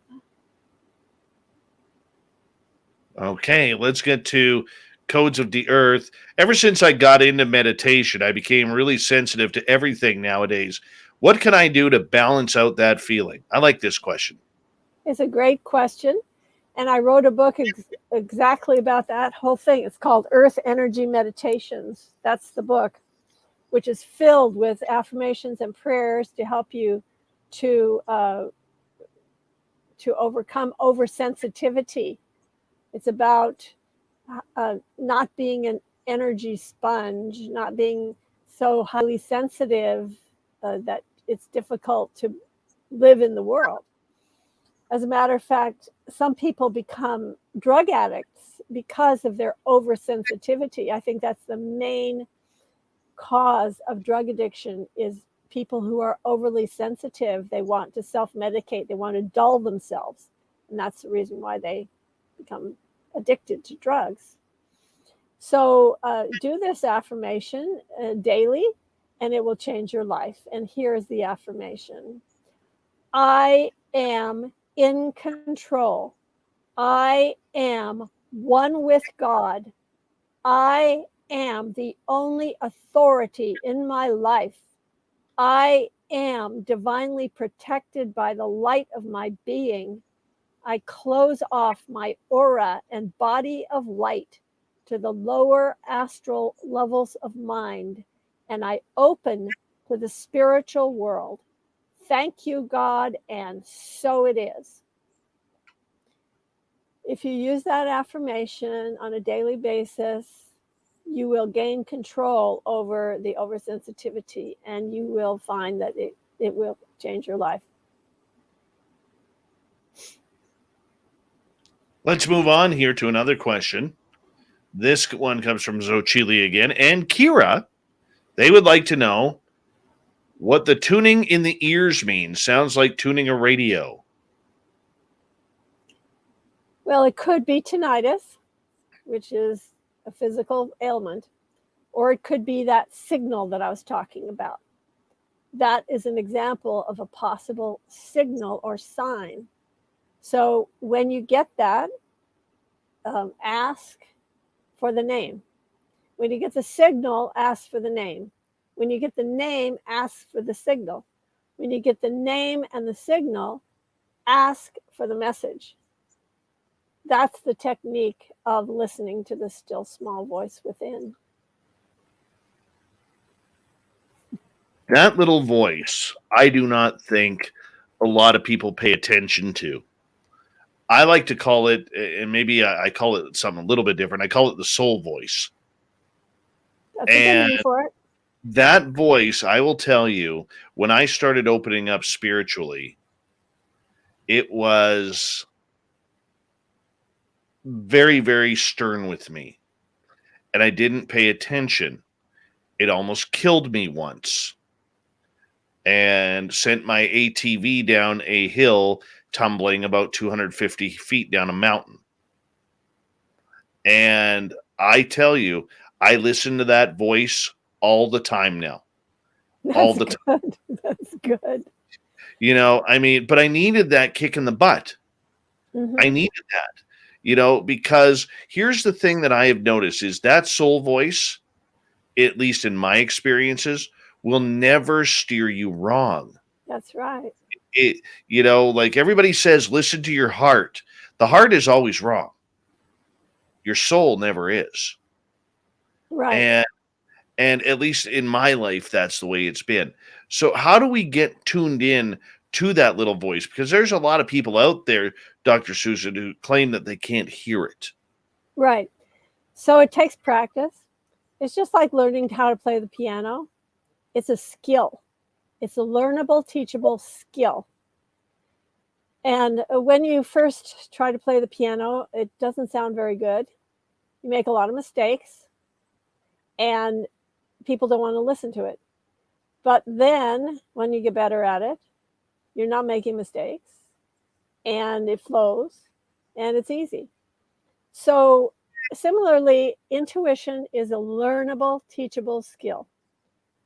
So it takes practice, and it takes regular practice. So what I recommend is beginning that dialogue, start to talk to your higher self or to a divine being and call upon that divine being by name and communicate with them and ask questions and get answers on a daily basis and practice, practice, practice. And don't be afraid to make a mistake. Just like when you're playing the piano, you're going to make a lot of mistakes. Fine, you made a mistake. That's okay. Brush yourself off, continue, and practice, practice, practice. So you can develop that skill. It's a skill that you can develop. And that's why I recommend just meditate. And so here's how to do it. So first of all, start out by taking some deep breaths. Call upon a divine being, ask that divine being by name and say it aloud, not just in your head. Speak audibly and talk to that divine being and ask them to take you deep into meditation and ask them to speak to you. Now, okay, so take some deep breaths. Taking the deep breaths will help you to relax and get into the meditative state. So after you've taken some deep breaths, you'll feel more relaxed, you'll get quiet, you'll feel more still. That's the time to do something that people generally do not do when they meditate. In general, people they're very passive. You just go into this state and they're passive and they don't do anything. What I'm asking that you do is that when you are in that deep meditative state, do something that you don't normally do, and that is ask. Ask a question or ask for guidance or ask for inspiration, ask for healing, ask for inner peace, ask for whatever it is you want to ask, or ask a specific question. You might say, Spirit, please tell me what is highest wisdom for me to do about my son who is addicted to cocaine. Or you could ask a question, Spirit, please tell me what is highest wisdom for me to do about the fact that I'm having conflict with my husband. So ask very specific questions. And after you've asked your question, take another big, deep breath, and then do what I call the do nothing program. That means do nothing, nothing and less than nothing, and allow the still small voice to give you the answer to your question. And you'll receive the answer in one of three ways. Either visually, in other words, you'll see in your inner eye, you'll see a vision that answers your question, or you'll hear in your inner ear, you'll hear some words. You'll hear actually some words that are fed coming into your mind. Or you will get a feeling, like a gut feeling. You'll just have this sensing or this feeling. Those are the three basic ways that we receive the message from Spirit when we're in meditation. There are other ways to receive messages from spirit. You can use divination. You could use dowsing. You could see a billboard. There's that's called omenology. There's a lot of ways to receive messages, but when you're in meditation and you're intentional, you're intending to do it, you're intending to develop your intuition, ask and receive, and you will receive through one of those three ways: seeing, hearing, or feeling. And it is done at will. Everything I teach about intuition is something that's done at will, not willy-nilly. Oh, well, I had an experience one time, I don't know how it came to me. I'm talking about intentional and at will, developing this ability. Anyone can do it. It's just like anybody can learn to play the piano. It just takes practice.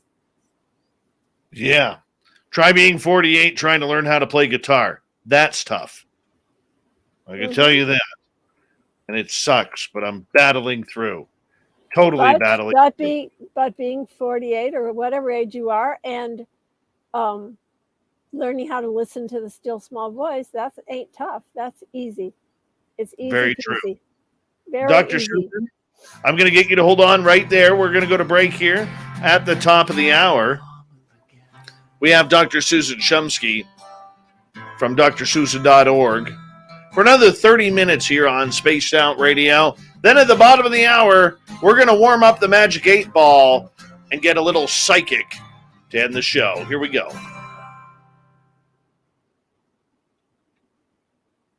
Beautiful. Beautiful. All right. Well, those were really good questions. Oh, we will continue. The audience is loving you tonight. Oh, good. I'm so glad. Yes. Yeah, lots of questions. It's great. That's how we roll around here. We're those lots of questions type of people.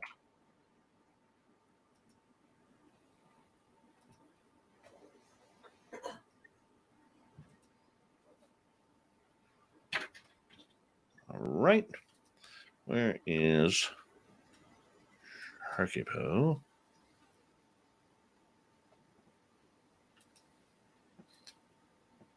Where do I have Shirky Poo here? There we go.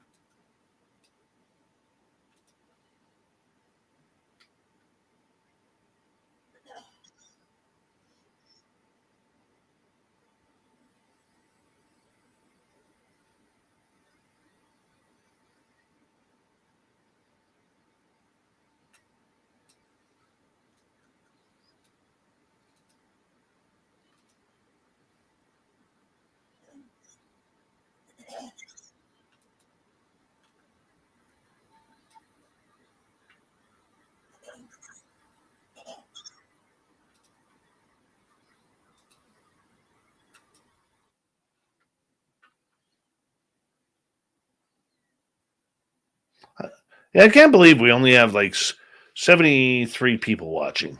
This has been a good show. Good show. Don't know why.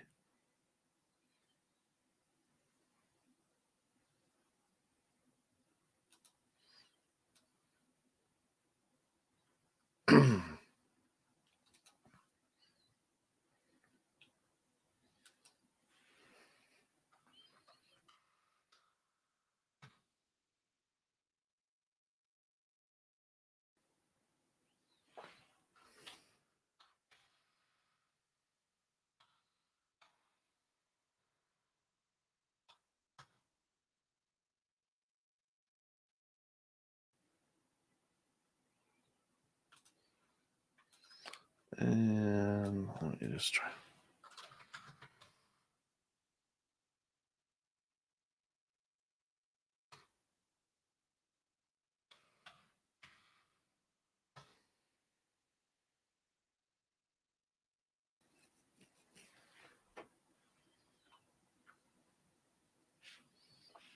Where are we here?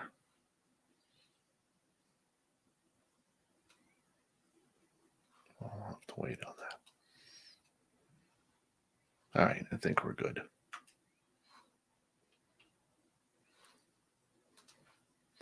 All right. Hey, JR, how are you? Welcome back to the show. And yes, free Vinny, free Rye Guy. Where are they?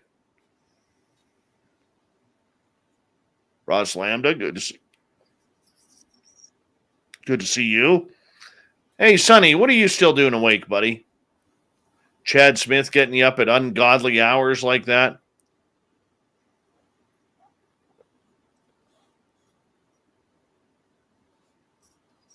I think the ringing tone, Susan, that they were talking about, because I used to get this quite a bit too, is when it's like tinnitus, but all of a sudden you hear that you almost hear like a tone deaf sound, and then like a tinnitus type of ring in your head, and you can actually tell spirit to turn it down, and they will turn it down and shut it off. Had that happen. That's a good point. We had a guest on, Jonathan Davies from the UK. He's an ET experiencer a couple weeks ago. Mm-hmm. And he had it happen during the show. I said, just tell him to turn it off, please. Just say it like that. And he's like, does that work? And I'm like, yeah, he tried it. Yeah, no, that totally works. That's totally what you learn through dowsing, is that you can do anything. You just ask for it and it happens. It is good. All right, we got 90 seconds.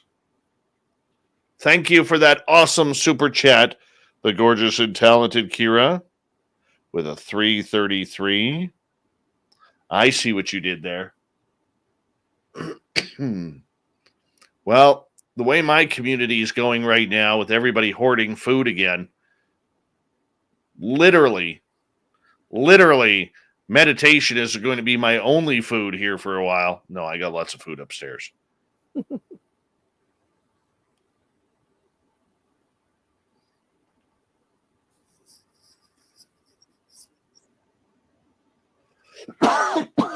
Excuse me. All right. We got about 45 seconds.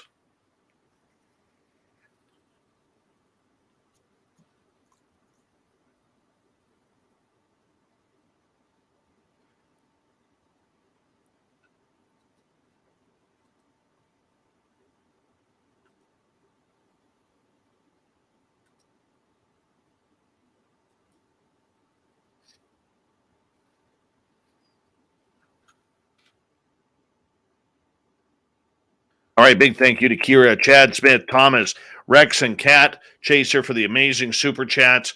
It's a wonderful way to support what we do on this show on a nightly basis. And don't forget, you can do some shopping at our website, spacedoutradio.com. Here we go with hour 3.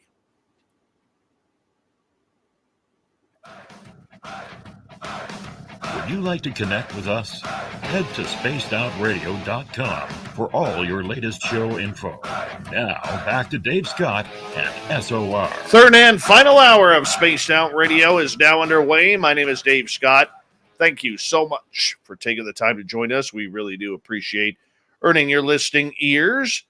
And big thank you to everyone tuning us in on our terrestrial affiliates around North America, digitally on TalkStream Live, Revolution Radio, and KPNL. All of our archives are free. Just go to youtube.com/Spaced Out Radio. The only thing I ask for in return is hit that subscribe button. The Desert Clam has set the password for tonight in the SOR Space Travelers Club. Idiopraxis. Idiopraxis is your password. Use it wisely, Space Travelers, as the Clam sets the password each and every night right here on Spaced Out Radio. Our website is spacedoutradio.com. We have a plethora of features for you, including rocking out to Bumblefoot, reading Shirky Poo's Newswire. Check out our swag as well. Follow us on Twitter at Spaced Out Radio and on Instagram, Spaced Out Radio Show. And we're new to TikTok. Go to at Spaced Out Radio and add us there as well.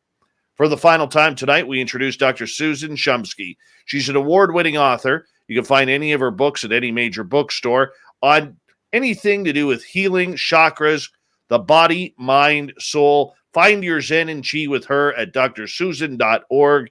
Thank you so much, Doc. We appreciate you coming on in. Thank you for inviting me. Earlier on, you were talking about near-death experiences, so I wanted to ask you about out-of-body experiences and as well as astral travel. How does this affect the body? I wouldn't say that astral travel is a good idea. It's better to stay in your body.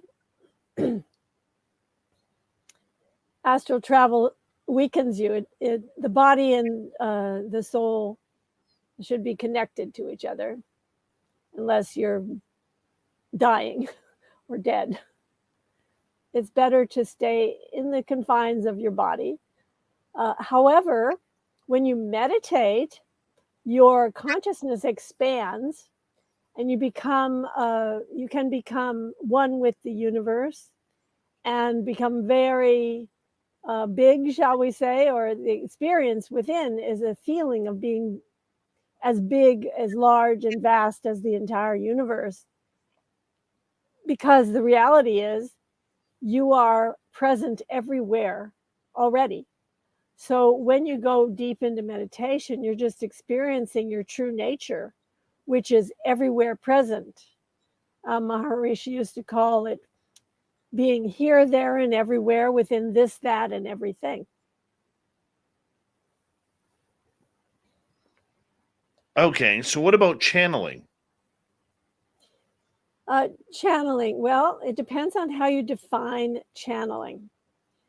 Because you can receive messages from one of 4 places: the spiritual world, the mental world, the astral world, or the environmental world.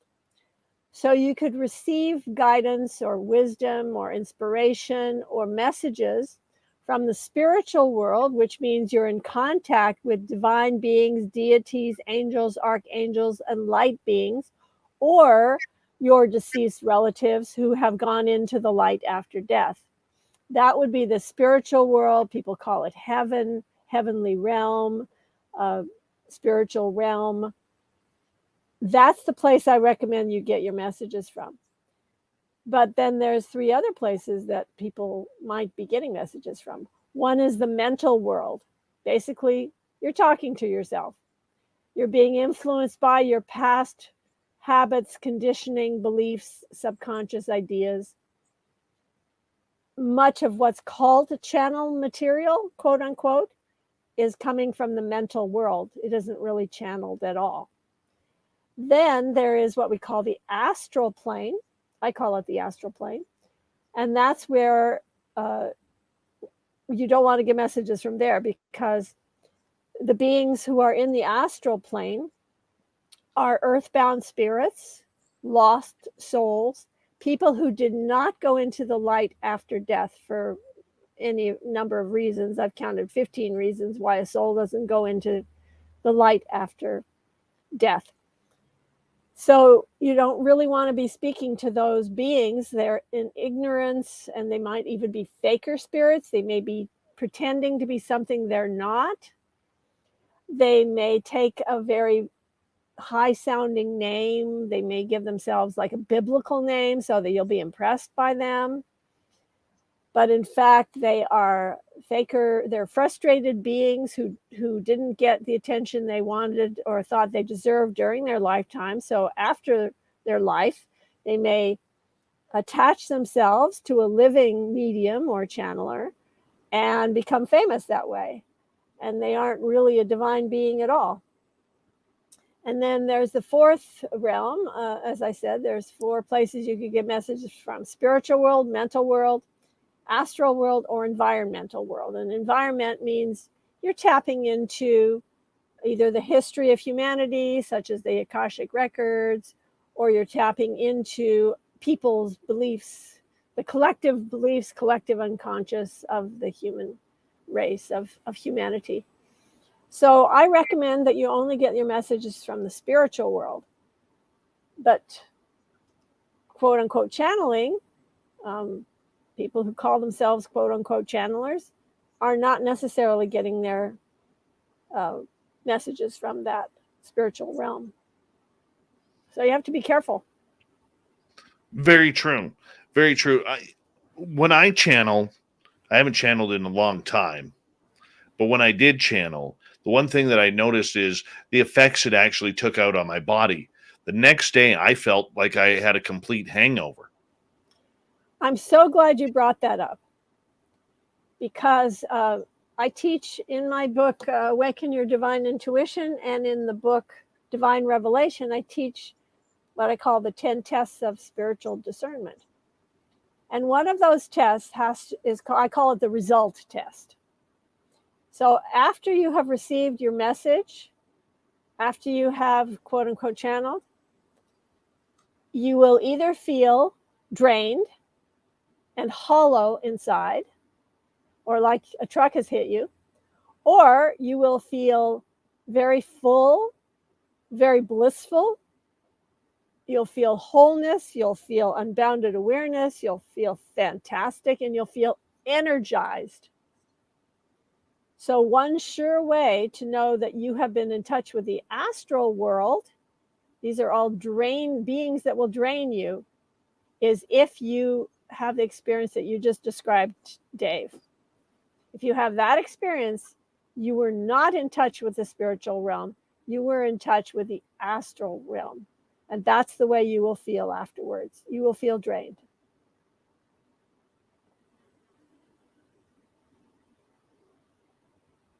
Yes, I will agree with that. And I will tell you, the first time I channeled, which I had no idea what channeling even was, the next day I felt horrible. Felt like I didn't sleep at all, that I was sleeping on like a rock hard surface. My back was killing me. My neck was killing me. My arms were sore. It was an uncomfortable experience, that's for sure. So that is just an indication that tells you that you were in touch with a being who did not have your best interests in mind. There can be demonic beings, there can be malefic beings, there can be just mischievous beings in the astral world. Or there can be these fakers who are pretending to be something else. And that is a dangerous situation, not something I recommend. And people who do that will die young. It was actually the angel of death. And he told me how to keep my mother alive. Oh, did it work? And my mother's been alive for 10 years. Well, I'm glad to hear that. It sounds like a good experience to me.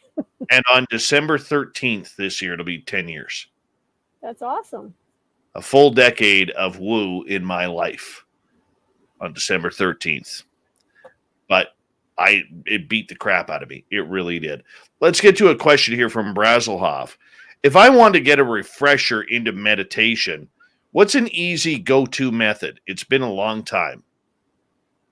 Guided meditation. If you use guided meditation, it's a no-brainer. It's the Do Nothing program.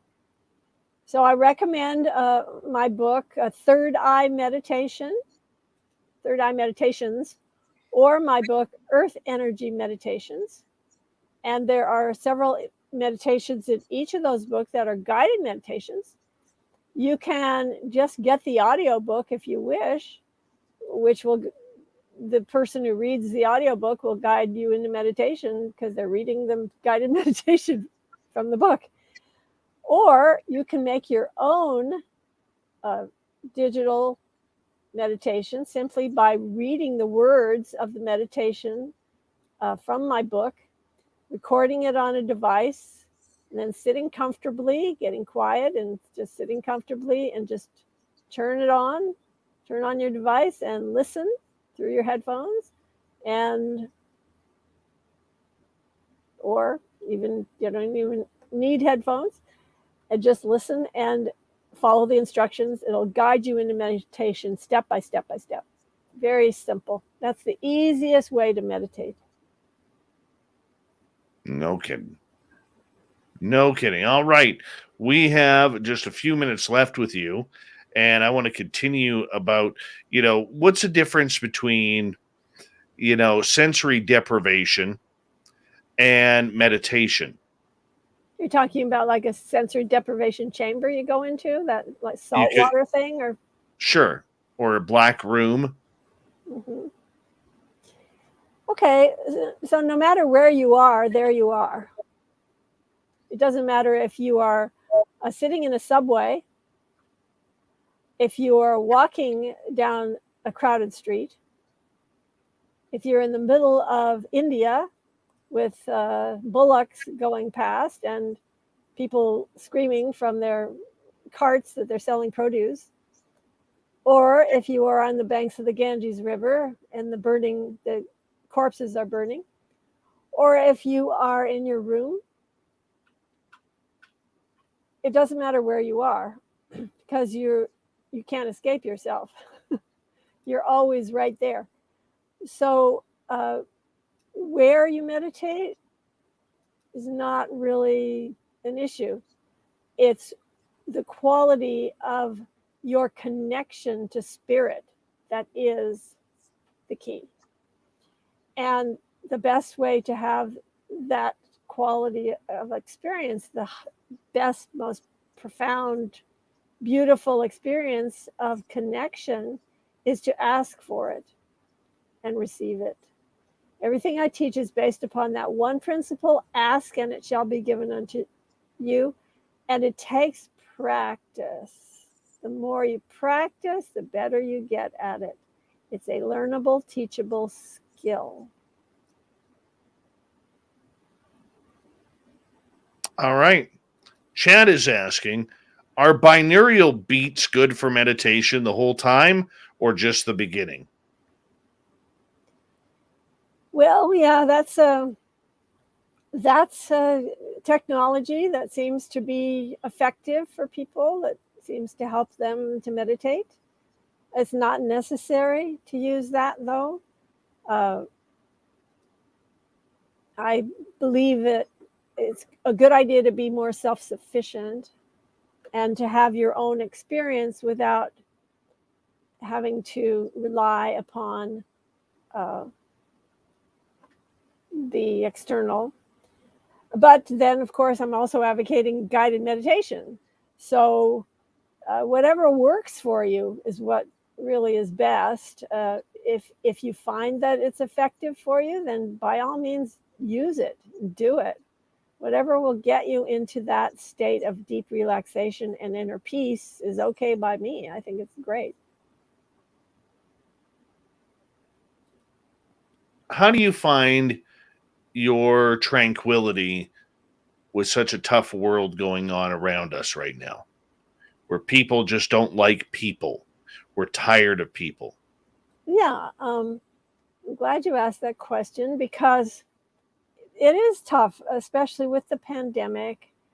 And a lot of people are really suffering with mental illness, actually, because of the pandemic, because of the isolation and the just dragging on month after month after month and year after year. The pandemic. It's a depressing situation. However, no matter what is going on in your external world, within yourself, in the center of your being, there is a place of perfect peace and tranquility that you can tap into simply by asking and simply by being open to delve into that and to experience that ocean of divine beingness, divine love, divine light. It's so amazing to go into meditation and ask to be fed with divine love. Call upon a divine being by name, divine being that you trust, and ask for a feeding of divine love, and allow yourself to just be washed over with that beauteous divine love that penetrates your being, that fills you with so much joy, that gives you so much comfort and peace and wholeness and oneness. So it doesn't matter what's going on in the external world. You can be in a prison cell and be in bliss through meditation. It doesn't matter where you are. You can experience the divine presence, and it is an experience of ecstasy. I can see that.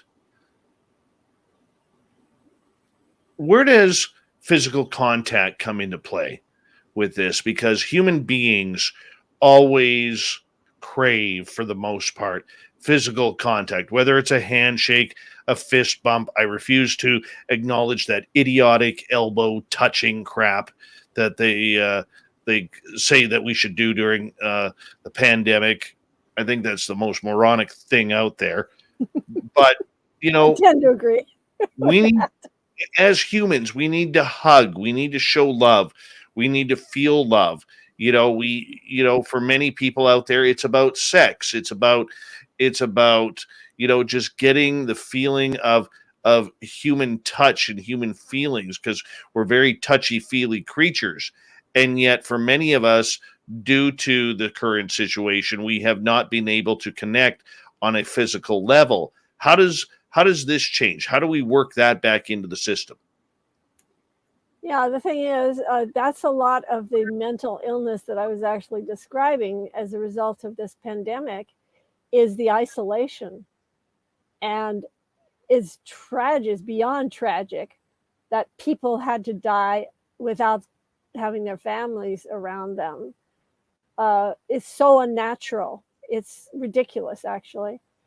And unfortunately, that was the way that it was set up, is because physicians believed that that was the best way to try to contain this mess. But yeah, people need to have physical contact. They need to feel love. They need to experience love. You don't necessarily have to have sex in order to feel love and be loved and experience love with other people. But yeah, people generally want to have physical contact. And I'm glad to see that people are beginning to have physical contact again, because it's a healthy way to live, and we need that. Definitely is.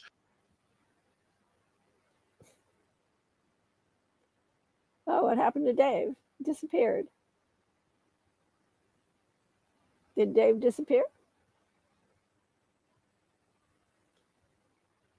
Well, if I'm still broadcasting, maybe I'll just We're here. Oh yes, you are. Okay. Need a little boo-boo there. That's okay. We survived. That is my boo-boo of the night that I like. we only have about 3 minutes left with you tonight here on Spaced Out Radio. And I want to say this has been awesome. And I really appreciate you coming on. What's the biggest piece of advice that you could give our audience as they debate whether or not they want to go down the meditative road? I would say to anybody who has a body and who's breathing that you are a human being, which is a very rare incarnation to get. You probably don't realize how rare it is to be born into a human body. The reason it's rare is because human beings have the unique capacity to be able to experience higher consciousness and to realize who they really are and to develop their spiritual self. So since you are breathing and walking around, it's a good idea to not waste this lifetime on trivia and on staring at your cell phone or whatever you're doing. It's best to make the best use of this body. And the best use of this body, to my mind, is to realize your true self, is to experience the divine presence within you, and to experience that, what we call Sat Chit Ananda, absolute bliss consciousness, and to realize that you are that. You are that divine being, You are that divine love, that divine light, that divine presence. It is within you. It is the indwelling spirit of God, which permeates, pervades, and surrounds your being. And that is who you really are. So spend your time in effort to realize that. And the best way to do that is through practice of some spiritual practice. Meditation is a good spiritual practice. It's the best, in my opinion. We got 45 seconds left. Tell everybody where they can find your books and your website.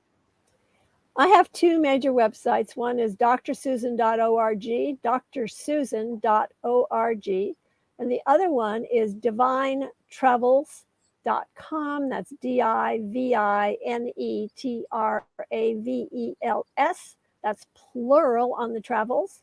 Divinetravels.com. Check out the tours to sacred destinations and cruise ship seminars that we're doing on divinetravels.com. That is wonderful. Dr. Susan Shumsky, thank you so much for coming on Spaced Out Radio tonight. What an absolute pleasure to meet with you and to introduce you and your knowledge to our audience. Very much a pleasure. And it was a great pleasure to speak with you, Dave. I really, really enjoyed it. You're a fantastic host, and wonderful people in the audience. Fantastic questions. I loved it. Appreciate it. Coming up next, we're going to warm up the Magic 8 Ball. Let's get all psychic here as we take this thing home on Spaced Out Radio.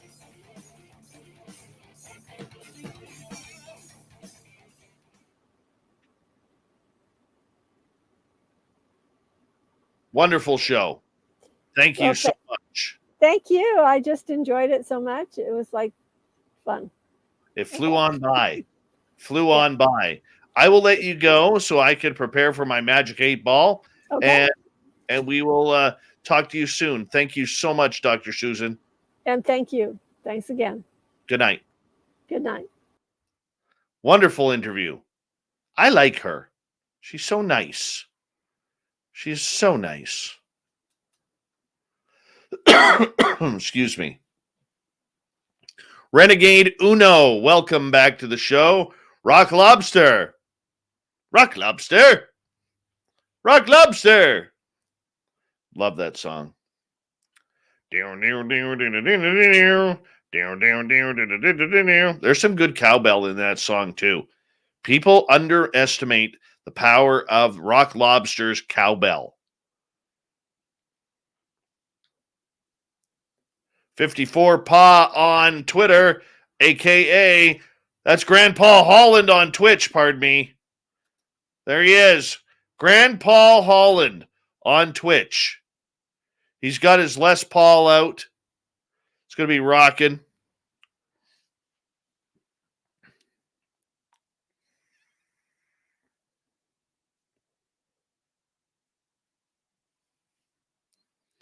You can just hear Luscious Jewels in the background. Rock lobster, rock lobster.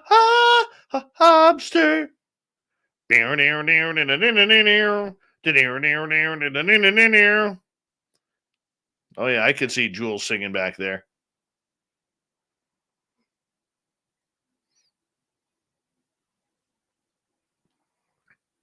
Look at you. There's Grandpa Holland back in the chat room.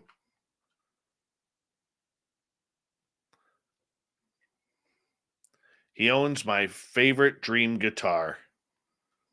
Well, one of my favorites.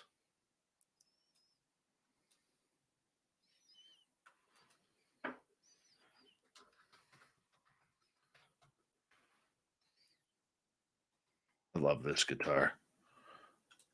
Oh, I love that guitar. I got to show you guys this. This is an incredible photo of Grandpa Holland here. He did this on purpose. Totally did this on purpose because he knew I'd love it and I would hate it at the same time. There he is. Look at this. This is from his Facebook. All right. Playing that lovely blue Les Paul. Looks like a traditional Gibson Les Paul with the Spaced Out Radio Sasquatch hat on. Look how gorgeous that guitar is. Oh, that is my dream Les Paul right there.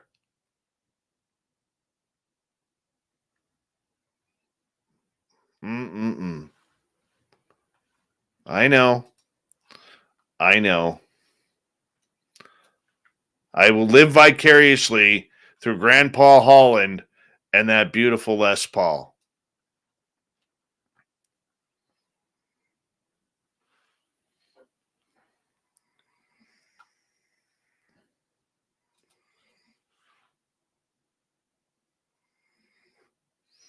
Yes, I talked to John right before showtime, and he should be back for tomorrow night.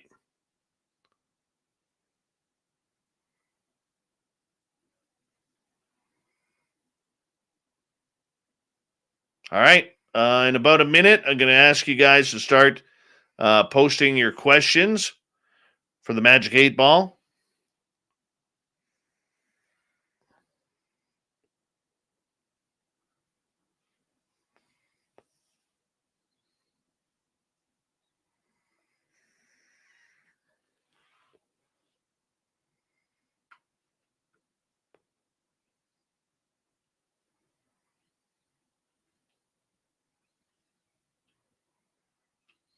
Thank you, Ozzy Rob, for that amazing super chat, along with Carbines, along with Chad Smith ×2, Kira, Thomas, Rex, and Cat Chaser. Really appreciate that.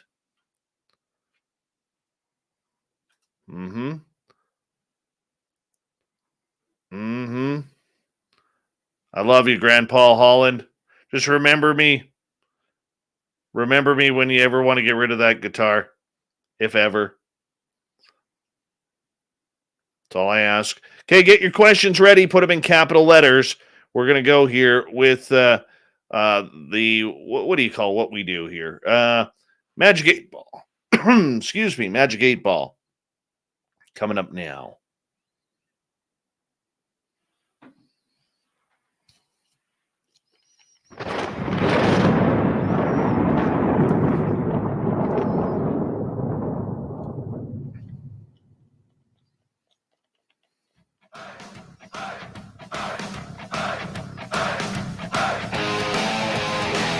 We've rounded third. We're heading for home tonight on Spaced Out Radio. My name is Dave Scott. Thank you so much for taking the time to join us. We really do appreciate earning your listening ears wherever you are on this beautiful planet we call Earth. Hello to everyone listening in on our terrestrial affiliates around North America, digitally on TalkStream Live, Revolution Radio, and KPNL. All of our archives are free. Go to youtube.com/Spaced Out Radio. Just do old Davey the favor, hit that subscribe button. And don't forget, you can follow us on Twitch, and you can follow us on TikTok at Spaced Out Radio. Hey, guess what it's time for? Magic 8 Ball time, everyone. Let's get a little psychic here, shall we?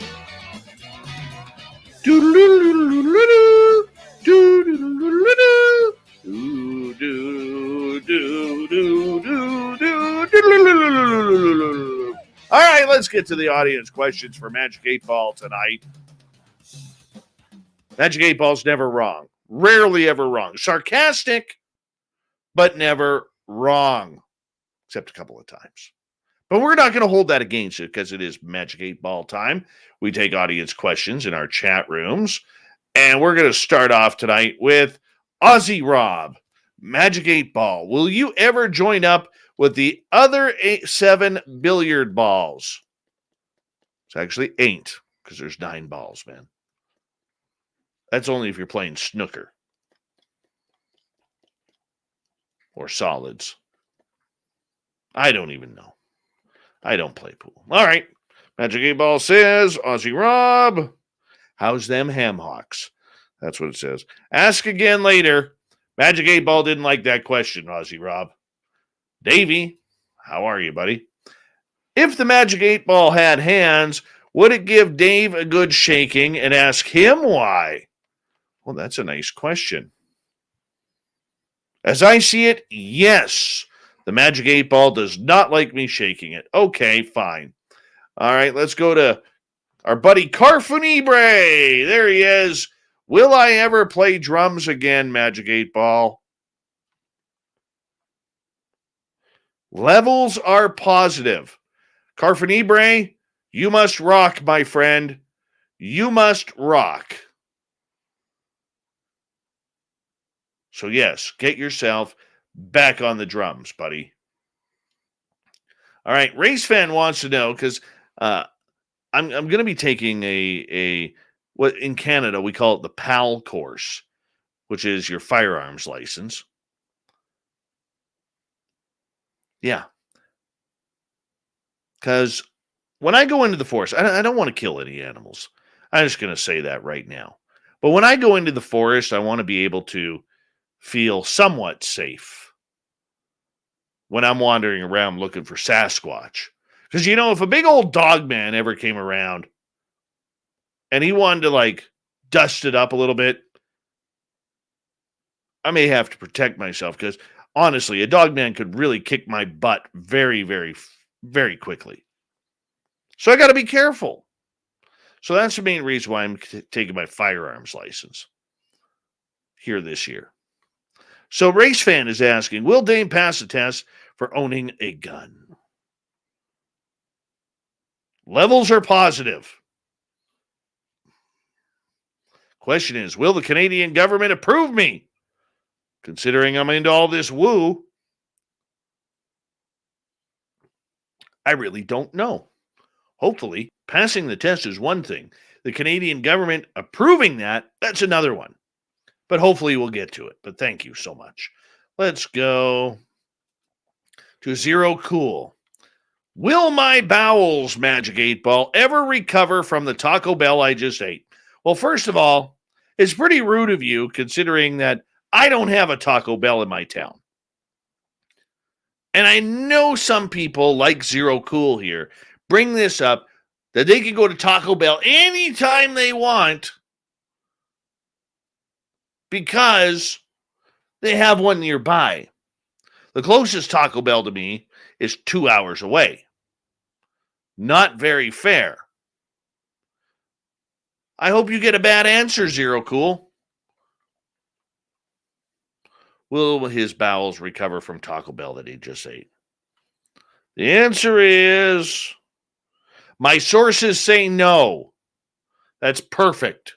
That's a good answer. You deserve to suffer from that Taco Bell for rubbing it in and not letting Davey have any. Just saying. Davey likes Taco Bell. All right. Umuamua is asking, Magic 8 Ball, am I on the right path with my most recent interview? You may rely on it, Umuamua. You may rely on it. Which means when you're gliding through space at 65,000 miles an hour, that Neil deGrasse Tyson will finally say, that Oumuamua, that's one sexy alien craft. Not a space rock, not a piece of ice, didn't break off Pluto, which should still be the 9th planet. All right. Let's go to Chad Smith here. Magic 8 Ball. Should a wood carver I know continue carving wood? He'll know who he is when he sees this. Reply Hazy. Try again. Give him time. Body is not healed. Give him time. Black Dragon is asking, is Fedora John actually with Men in Black? The answer? My sources say no. I would agree to that. I don't think John's Men in Black either.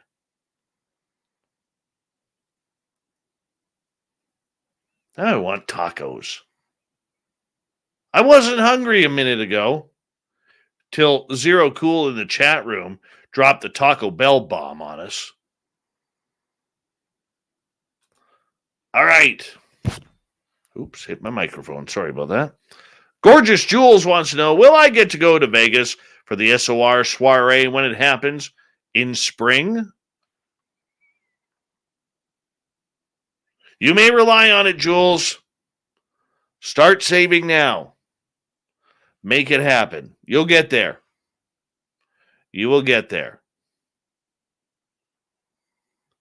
Chad Smith is wondering, I want to go live in a van down by the river, quoting Chris Farley, God bless him. One of the funniest people ever on this planet. Batteries are low. It's not for you, Chad. It's not for you. You need a place with a bathroom. Now, if it was a motorhome, probably. But you said van by the river, copying the late, great Chris Farley. And the answer is no. Zero Cool. Will a Taco Bell open up near Dave sometime in the next year? I already know the answer to that. Signs point to yes. Oh, that would be too good to be true. I would be like 400 pounds within 3 weeks. It would kill me. Honestly, it would kill me. Because I would be broke, but I would be satiated and happy.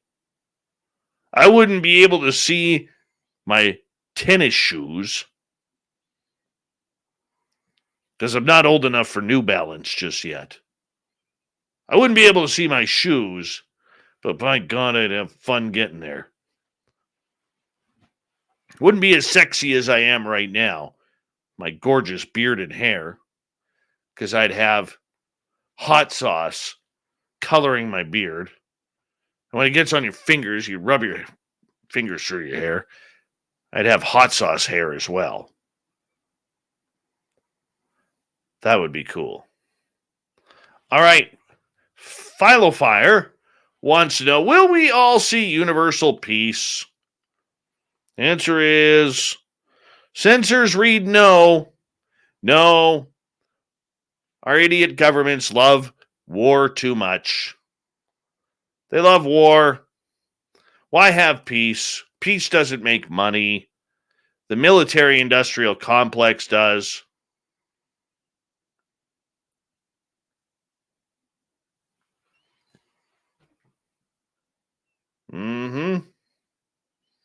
All right, back to Chad. Should I start a new life at 108 Mile Ranch, British Columbia? I don't think you can handle the cold, Chad Smith. I don't think you could. But then again, you are Chad Smith, which means you can do anything you want. The answer is, ask again later. Okay, it's later. Let's ask again. In hypersleep. Really? Come on, Magic 8 Ball. Give us the answer we need. Stop dodging the question. Censors read no. Chad, you're not moving to 108. You're not moving here. Although that would be kind of cool, dude.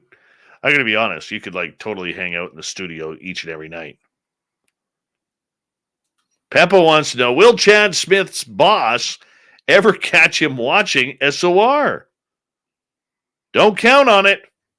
Chad's pretty sneaky. D. Swagger. Should I make TikTok videos? Only if you subscribe to mine too, and I'll subscribe to yours. At Spaced Out Radio. D. Swagger, the Magic 8 Ball says, battery's low. Take some time with that.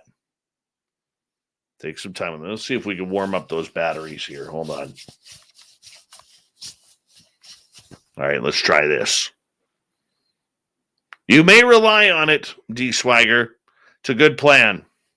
Good plan for you.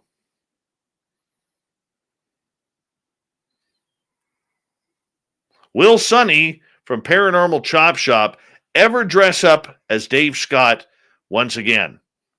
Will that happen? Magic 8 Ball says, out of fuel, try again later. Doesn't want to answer that mystery question. Wow. Sandra. Hi, Sandra. Hi, Sandra. Hi, Sandra. She wants to know if she'll ever get to see the Red Hot Chili Peppers and Chad Smith on drums. The answer is, I'm not doing hypersleep. Not today, Sheriff. Not today. But maybe soon. Philo Fire wants to know, should I make space taco videos? Yes, you should. It is decidedly so, says the Magic 8 Ball. If you want to take off on YouTube, make millions of dollars like Mr. Beast, you should make space taco videos. Everybody's going to hit that, man. You're going to be making some good money very, very soon with that idea. That is a fantastic idea. All right, I got a question here because I'm going to go on a little bit of a rant here. With all the flooding that's happening near Vancouver, people in my town and the cities and towns around me, I'm going to tell you, they're morons. They are morons. They think because there is a flood down in the Fraser Valley, which is horrific, by the way, like all our highways are cut off. And the highways literally in portions have been washed away. Railway vehicles or railway tracks and bridges have been washed away. Lower mainland in that section of British Columbia literally got hit with a month's worth of rain in one day. It's horrible. Okay. Highway 1 is underwater. Highway 3 is underwater. Highway 99 has a mudslide that's killed people. Highway 5 has been washed out. Really bad situation here. Okay, and it's still, I don't even know if we've seen the worst yet. So anyways, our grocery stores up here are empty. Because the morons in my town who decide they got to panic shop, okay, literally are forgetting a couple of things. Number one, we're not in danger here. All right? Because east of us, there is 4,500 miles worth of Canada that has food with highways that can get here, starting with Alberta.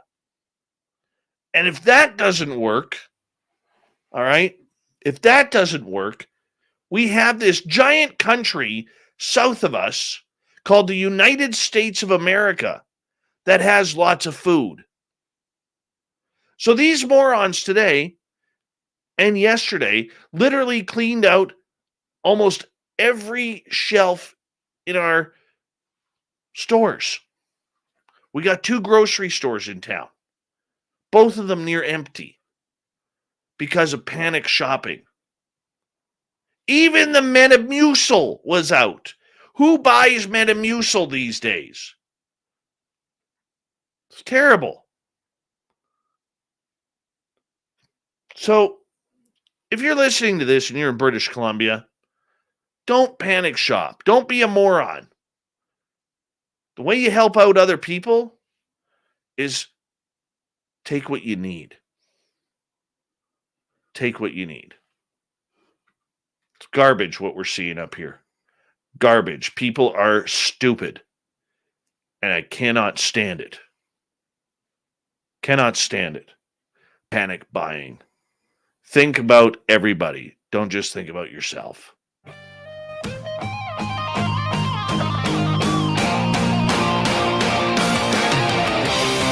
And this is how it ends.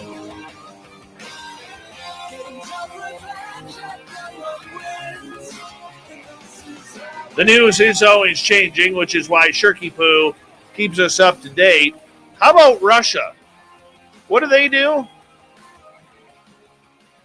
They almost caused havoc on the International Space Station because, well, they decided to blow up a rocket in space to test out new weapons.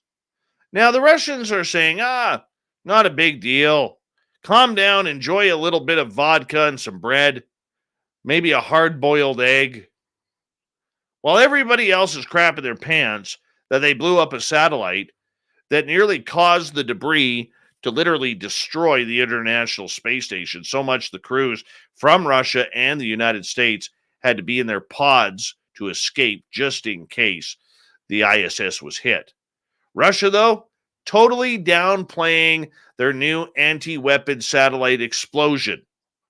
So in other words, the Russians bad. They don't think they're bad, but they're going to continue doing what they're doing. All right, moving on. Weird photo. If you haven't seen this, all right, if you haven't seen this is weird. It really is. Okay. There was a photo taken of Mars, and you might want to check this out. This photo taken on Mars here, all right, from NASA's Perseverance Mars rover, literally looks like speckled white dots on the ground. Yeah, a recent tweet that caused 2.8 million people to check it on out. The photographs were depicting some weird stuff on the Martian landscape. The photo in question, though, is one that kind of looks like there is aliens looking up at it. NASA stated the rover was peering inside to look at something no one's ever seen. It said, I braided a small patch of this rock to remove the surface layer and get a look underneath, zeroing in for a hashtag sampling Mars. But when one person replied with a screenshot with a small white patch, one of the photos, and said, that's clearly a tiny white alien. Wow. Do you think Mars is habitable? I do. I think we got aliens there. I really, really do. Let's move on. Here's a weird one. The phenomenon of ghost towns is pretty well known all over the world. These abandoned cities exist, evidenced by dilapidated houses, open and vacant gathering spaces like bus stops, school buildings, former city halls, you name it. Nagoro, Japan is a village that is dying. So what did they do? They brought in a bunch of haunted dolls to bring back tourism. Only 30 residents remain in the town. That's when Tsukimi Ayano realized that there was a bunch of dolls around, and now they've made a scarecrow village of these freaky-looking dolls. Bet you some of them are haunted. I don't like it. I'm not going there. I can't stand dolls.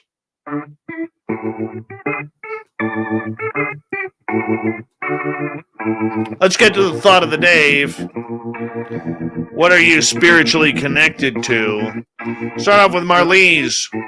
I'm connected to the source in me. Davey, the source. We are all one consciousness, experiencing itself subjectively. Allison Ford. It's Matt Lay's beard. Her husband. I don't blame her. Jeff, earth, water, fire, wind, and the void. Coral. Some source, not sauce. Eric is sound. Gregory, nature and goodwill. Thin Lizzy, owls and cannabis. Yeah, that brings the aliens by. John, chili cheese hot dogs. Chad Smith, this new group of friends that I'm getting to know, that's all because they worship you, Chad. That's what it comes down to. They worship the Chad Smith. Thank you to everybody playing along in the thought of the day. Shirky Poo's News. And, of course, our guest tonight, Dr. Susan Shumsky. What a great night of radio. I hope you enjoyed it, too. We got Mr. Ron Bumblefoot Thal rocking in the background with Little Brother is Watching. Bumblefoot is the official music of Spaced Out Radio, rocking us in and out of every single show. Do me a favor and get your horns up for the guitar god himself. Special thanks to everybody listening in at home, at work, in your cars, wherever you may be. Thank you to everyone in our chat rooms tonight. YouTube, LGAB, Revolution Radio, Facebook, Spreaker, the Space Travelers Club, and on Twitter at #SpacedOutRadio. Remember, this show is copyright by Spaced Out Radio and SOR Media Ventures Limited. Thank you so much for choosing to share your evening with us, because together, my friends, we own the night. Mr. Bumblefoot, we need a favor. We need you to take us home.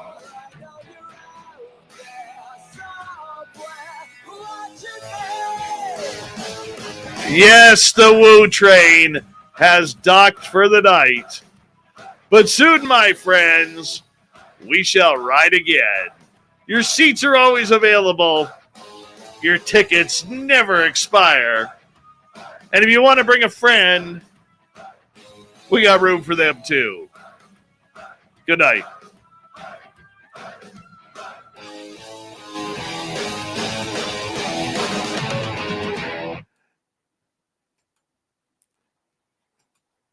I can see Quest tonight. You down that Metamucil, you Canadian motherfucker, you son of a bitch. Take us home, Captain, for fuck's sakes. Oh, yeah. I can see it right there. That is awesome. Awesome. Oh, yeah.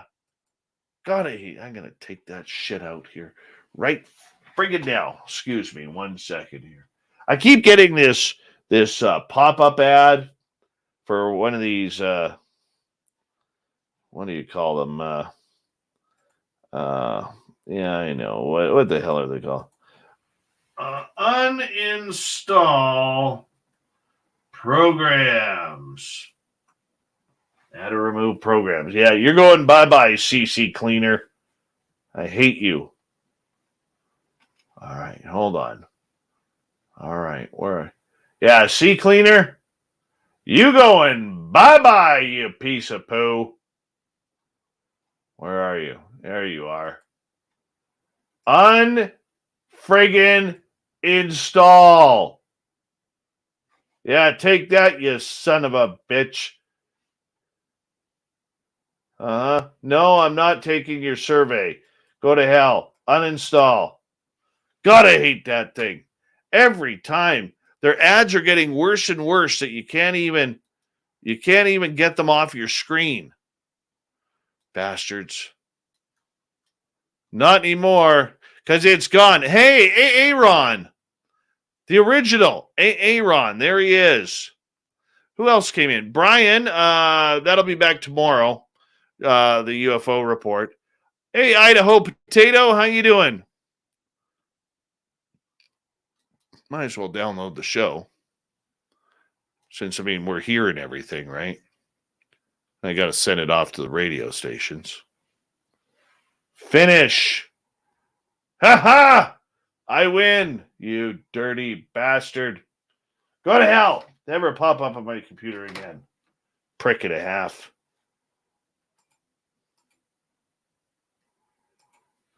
Just updated my computer. And what does it want to do again? Update. Thank you, Microsoft. Come again. Who's on the show tomorrow night? Merle. We got Merle tomorrow night. Merle.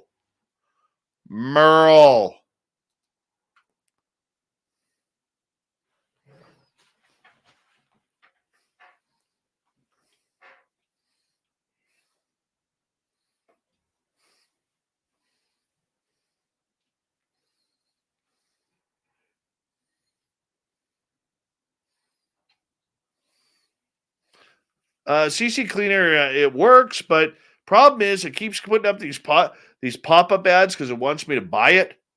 Just drives me nuts. Merle it up, people. Tomorrow night, we're going all Merle all day, all night long.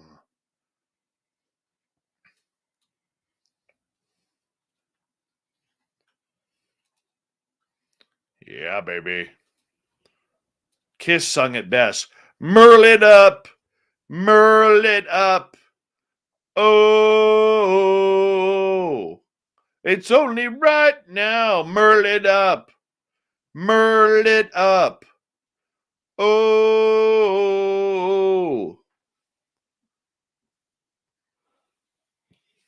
What do we got? What did Chad Smith say? For anyone just joining us, this is Dave Scott. He's a radio professional. We swear. That's right. I am a professional. Who is Merle?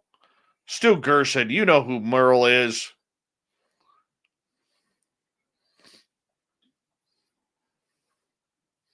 Yeah. Oh, don't even talk the Canucks with me right now, Brian. Josie Roach. That we are all consciousness, one consciousness, experiencing itself subjectively. Very nice. Very nice. Welcome to our chat room, Dejo.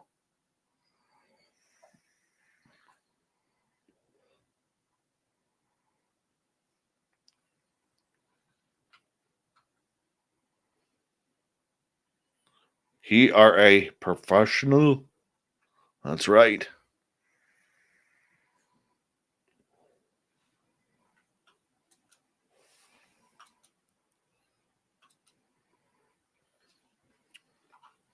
Wonder if Merle's up here. I'll check the chat room right now. See if Merle's awake.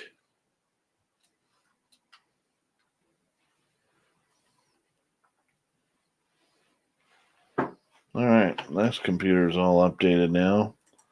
Let's shut you down.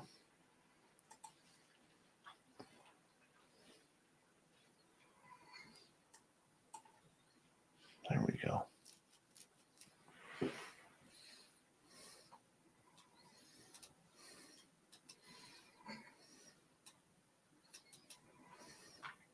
Merle it up. Merle it up. Oh, oh, oh. It's only right now. Merle it up. Merle it up. Oh, oh, oh. Ooh, yeah, yeah, yeah. Merle it up. Merle it up. Mm-hmm. How we roll.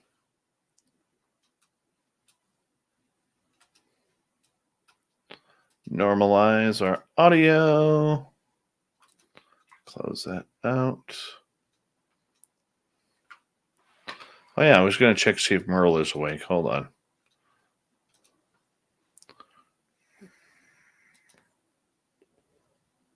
Merle.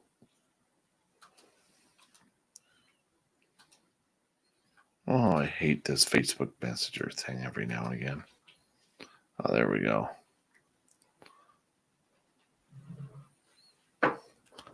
I don't think so. Merle may have had a long day. No, he's off. He's off. Y'all need to flood Merle's channel. Merle is, if you haven't already, hold on. I'm going to get the, there we go. This is Merle's channel here. Do us a favor. Hit that subscribe button. He's at 487. Can we get 13 people for tonight? 13 people for tonight. Did you see the Dave Scott family reunion footage on the podcast today? No, I didn't, Chad Smith. Hold on. I got to do some stuff here first.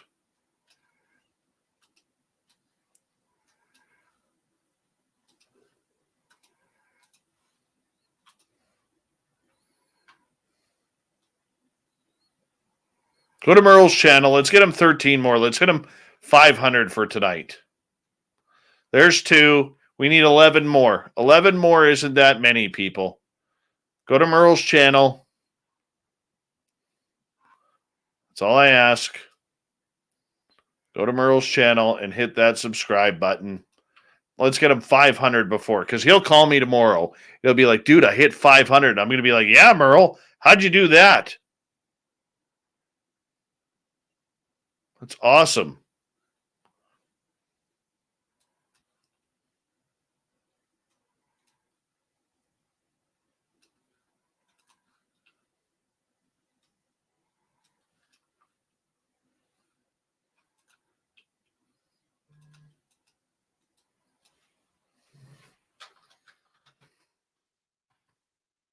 Merle's a paranormal investigator.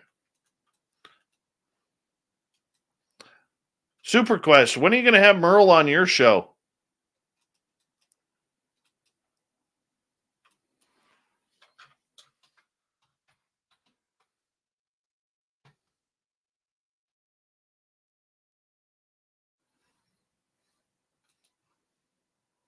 What are we at? We're at 493. We need 7 more. 7 more people. We can do this for Merle. Merle's good people.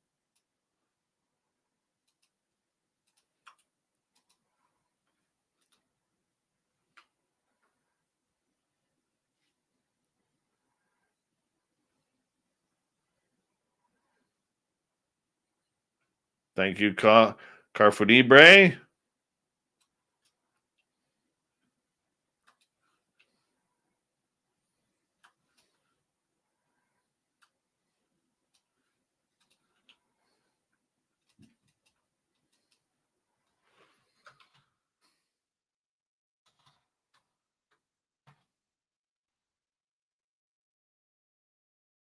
Let's see what he's at here. Refresh. We need 4 more. 4 more. And then I'll shut up about it. Till tomorrow night when we start the push to 1,000. But tonight it's about 500 for Merle. Let's let him wake up happy in the morning saying, holy cow, I hit 500 people last night. Dude, what happened? I'm like, I don't know. Maybe people felt sorry for you having gout and being a mall cop. I don't know. Who am I? 2 more. 2 more. There's got to be 2 people out there that haven't hit subscribe yet. Even if you got to create another profile and go respect the Merle. I think Merle's one of the only guys who could have beat the Iron Sheik legitimately. Not like that cheater Hulk Hogan back in 1983 when he won his first world title. Hogan cheated. I don't care what anybody says.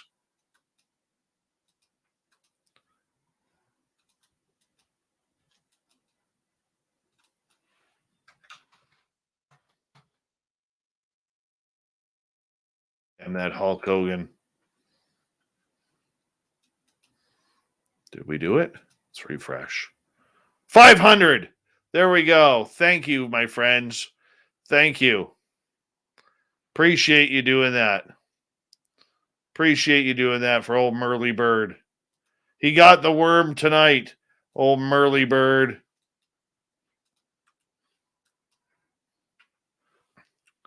That's on our website.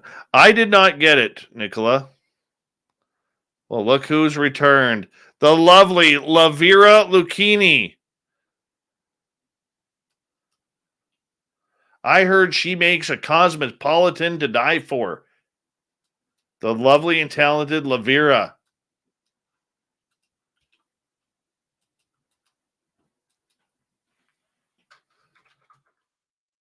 I'm hungry.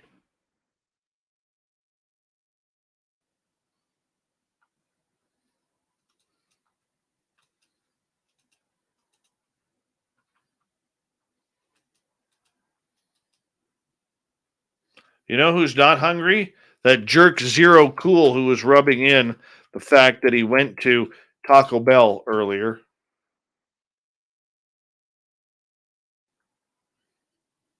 Well, Lavira, we love you when you're here.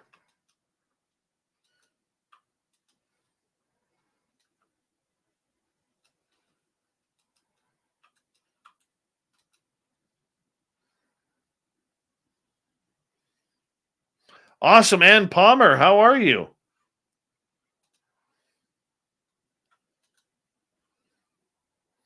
$502. We only need 498 more.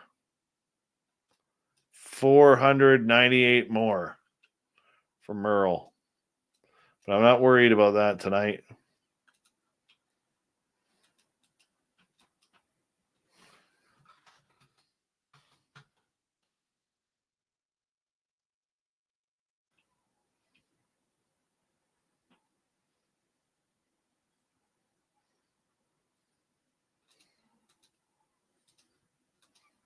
I hope you run out of toilet paper, Zero Cool. I don't wish that on many people, but tonight I wish that on you.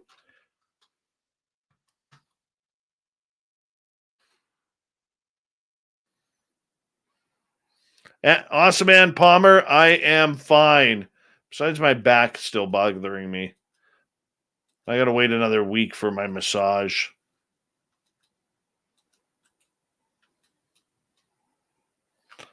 I swear it's my posture.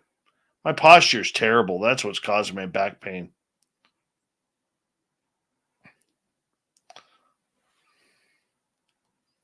I am alive tomorrow, according to Steam Train Mark in Australia, our man from the future.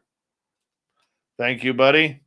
I appreciate that update more than you know.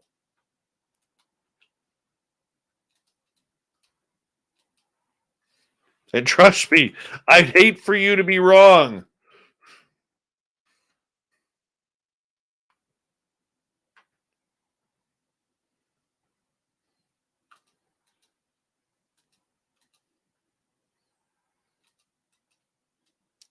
Steam Train Mark came live with us one time, showing us kangaroos.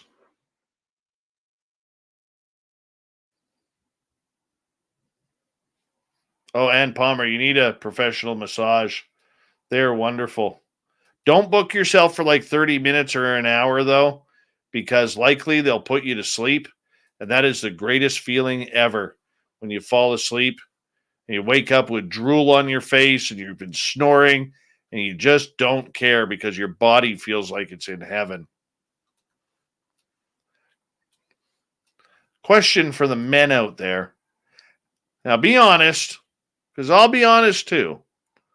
How many of you men out there like pedicures? I'm a pedicure kind of guy. I have no problem saying that.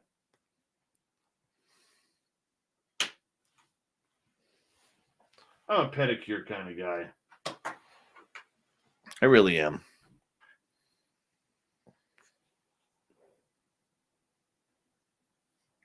I have not tried the hot stones or the cupping yet.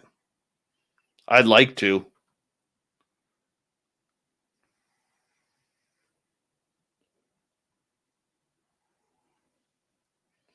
Men, I'm telling you, go get yourself a pedicure.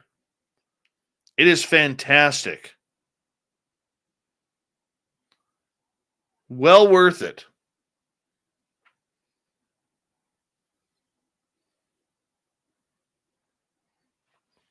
Oh, Michael Morris, treat yourself to a pedicure, man. Wood hippie, cupping works well. I've heard that. I'd like to do the whole cupping thing. I'd like to try that. Seriously, man. Go get your pedicure. They massage your feet, they massage your calves. You feel like $1,000,000 afterwards. You really do.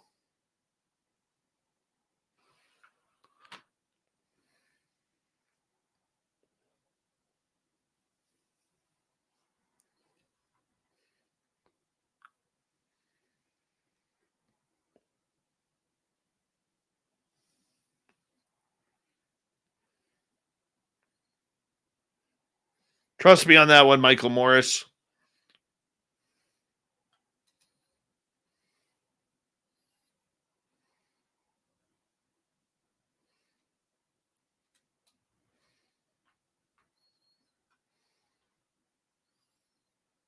You will thank me later.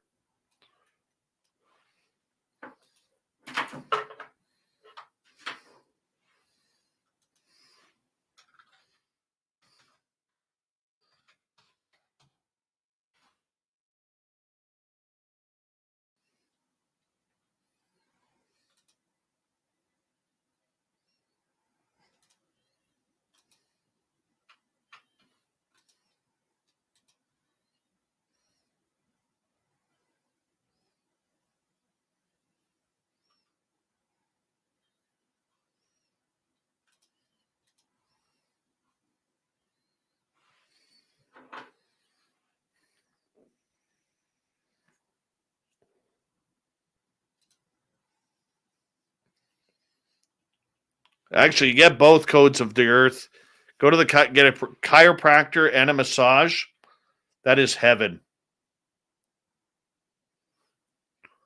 Yeah, we'll get pedicures. We'll line up. We'll fill up a pedicure shop in Vegas.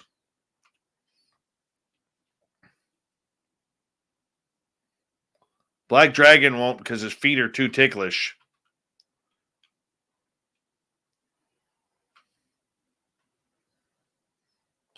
They do up here. Brian, you got to go look at that. That stuff's back in style now. The full barber shop, the scalp massage, shave, and a hot towel. That's back in style for a few years, man. Tell you, the first time I had my neck shaved with a straight blade, I was freaked out. But it was an awesome shave.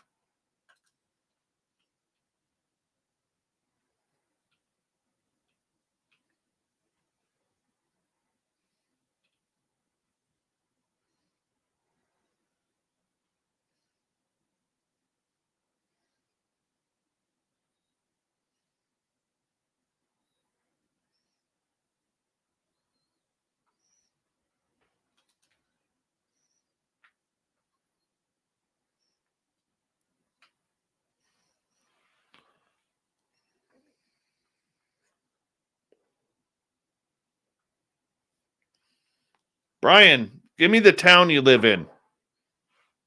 Just type the town you live in. We'll find you a place right now.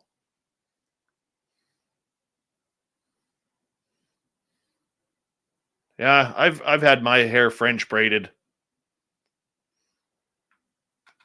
Brisbane.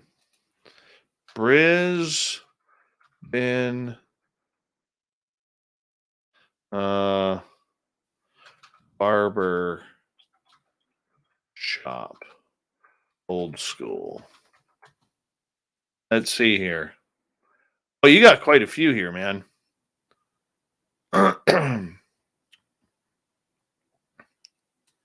That's Old Mates Barber and Grooming. Let's check out their website here. Here, we'll go over here. I'll let you see it here. Hold on. We'll check this stuff out together. Oh, look at this, man. This is where you need to go, bud. Look at this place. All right? Look at this place. Old Mates Barber and Grooming. They are closed right now. They open soon. They got a 4.9 rating, 60 reviews. They do it all there, man. You could tell they're doing it all there.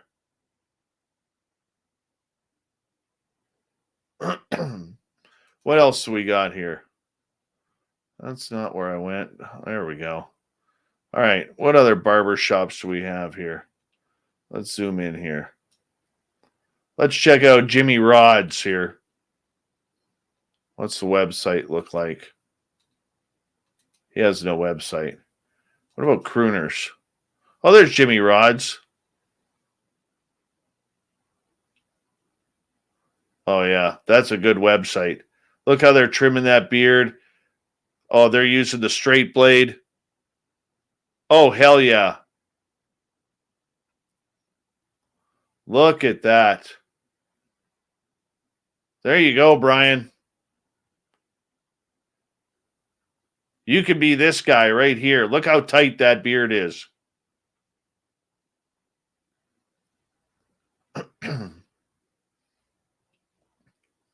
There's the latest one in Cherbside.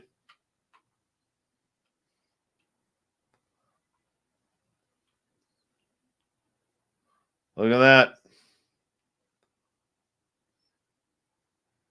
There's the phone numbers. Jimmy Rod's looks good, buddy. Dude, treat yourself. It's so worth it. What's World Style Barber here? Let's try them. Click on their website. Oh, yeah. This is old school, too. Look at that beard trimming there. Look at this kid. Look, that's nice hair on that young lad. I don't know if they do the shaving there, though. It looks like they're just cutting hair. Oh, this one's got to be good. The electric chair. You can't have a name like the electric chair. Oh, they got the old school chair there. That's nice. But I'm not seeing shaving here. Let's go to their pricing. Freehand beard trim. There it is, buddy. There it is. Razor shave. Yeah, they got it there. You knew they would. You got lots of options, brother. Lots of options.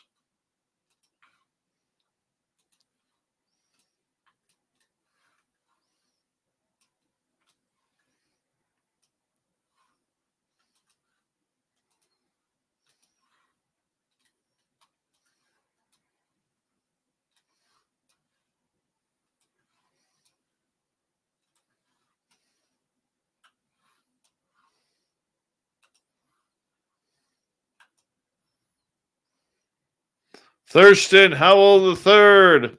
What's happening?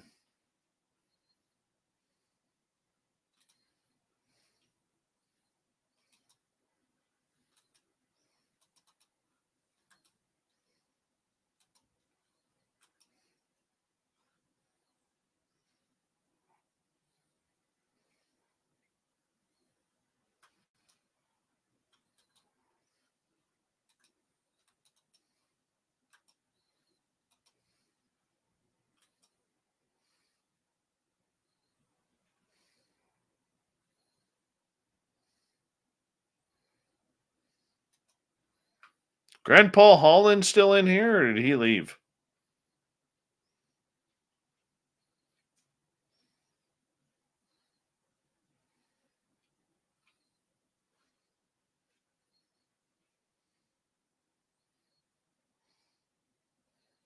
They may have gift certificates.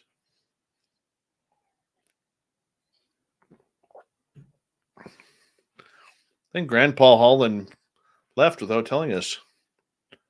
Oh, yeah, Brian, it's still happening, buddy. It's still happening.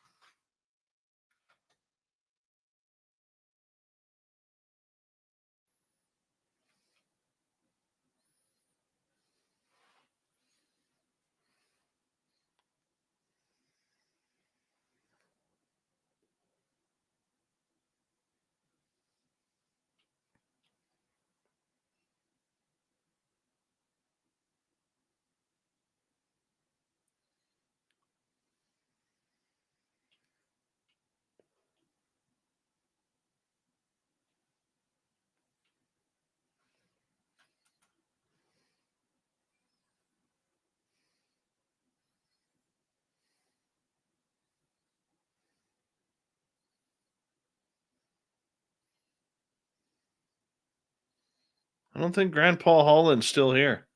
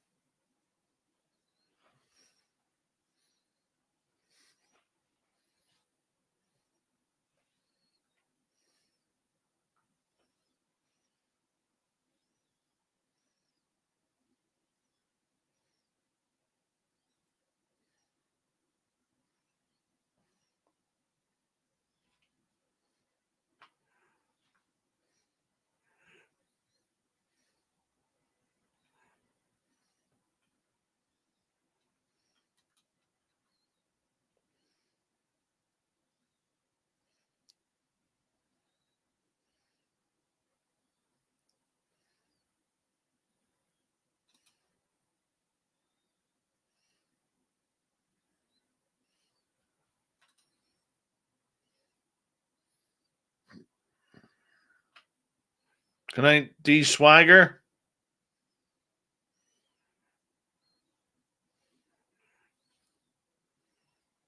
We had a blizzard yesterday here.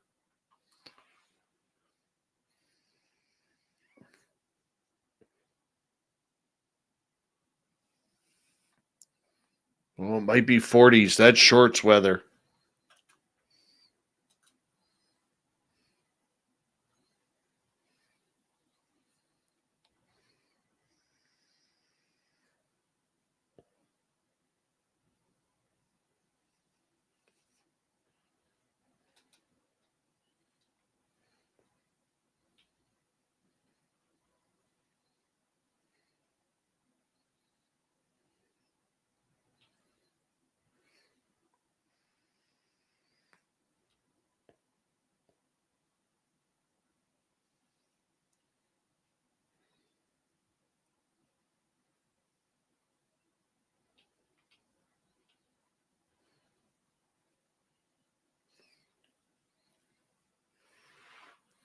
All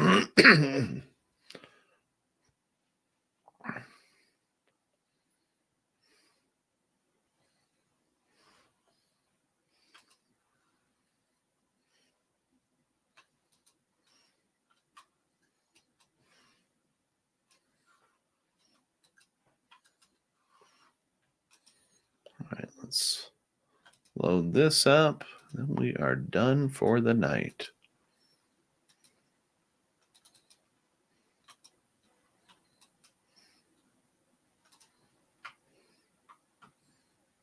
Hey, Philip Baca, what's happening, buddy? Oh, there he is. He's back on Twitch. Hey, Grandpa Holland, I want to show you something. So stick around. You're still here?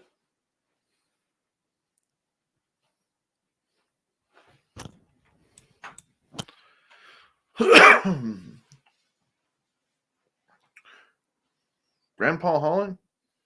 Are you still here?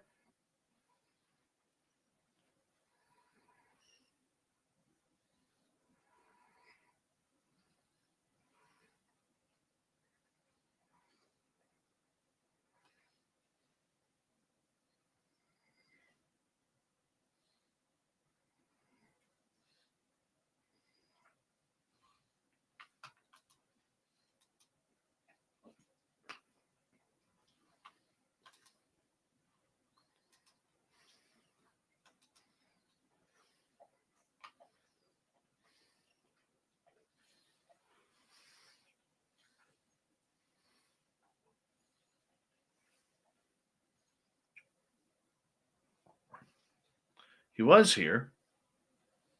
Where'd he go?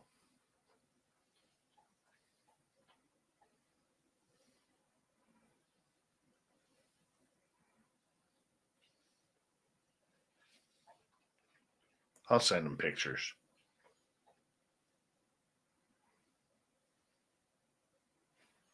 I'll send him pictures.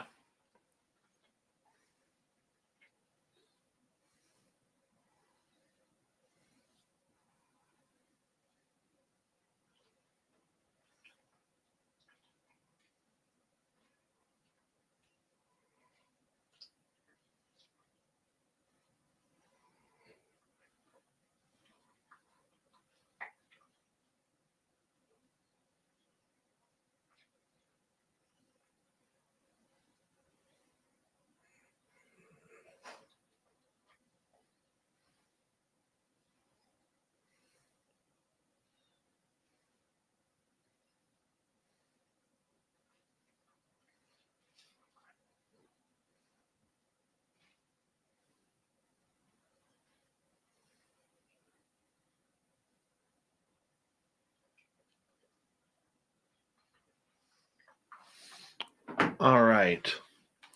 I want to say a big thank you to Ozzy Rob, Carbines, Chad Smith ×2, Kira, Thomas, Rex, and Cat Chaser for the amazing super chats tonight. Tomorrow night on the show, we got Merle here.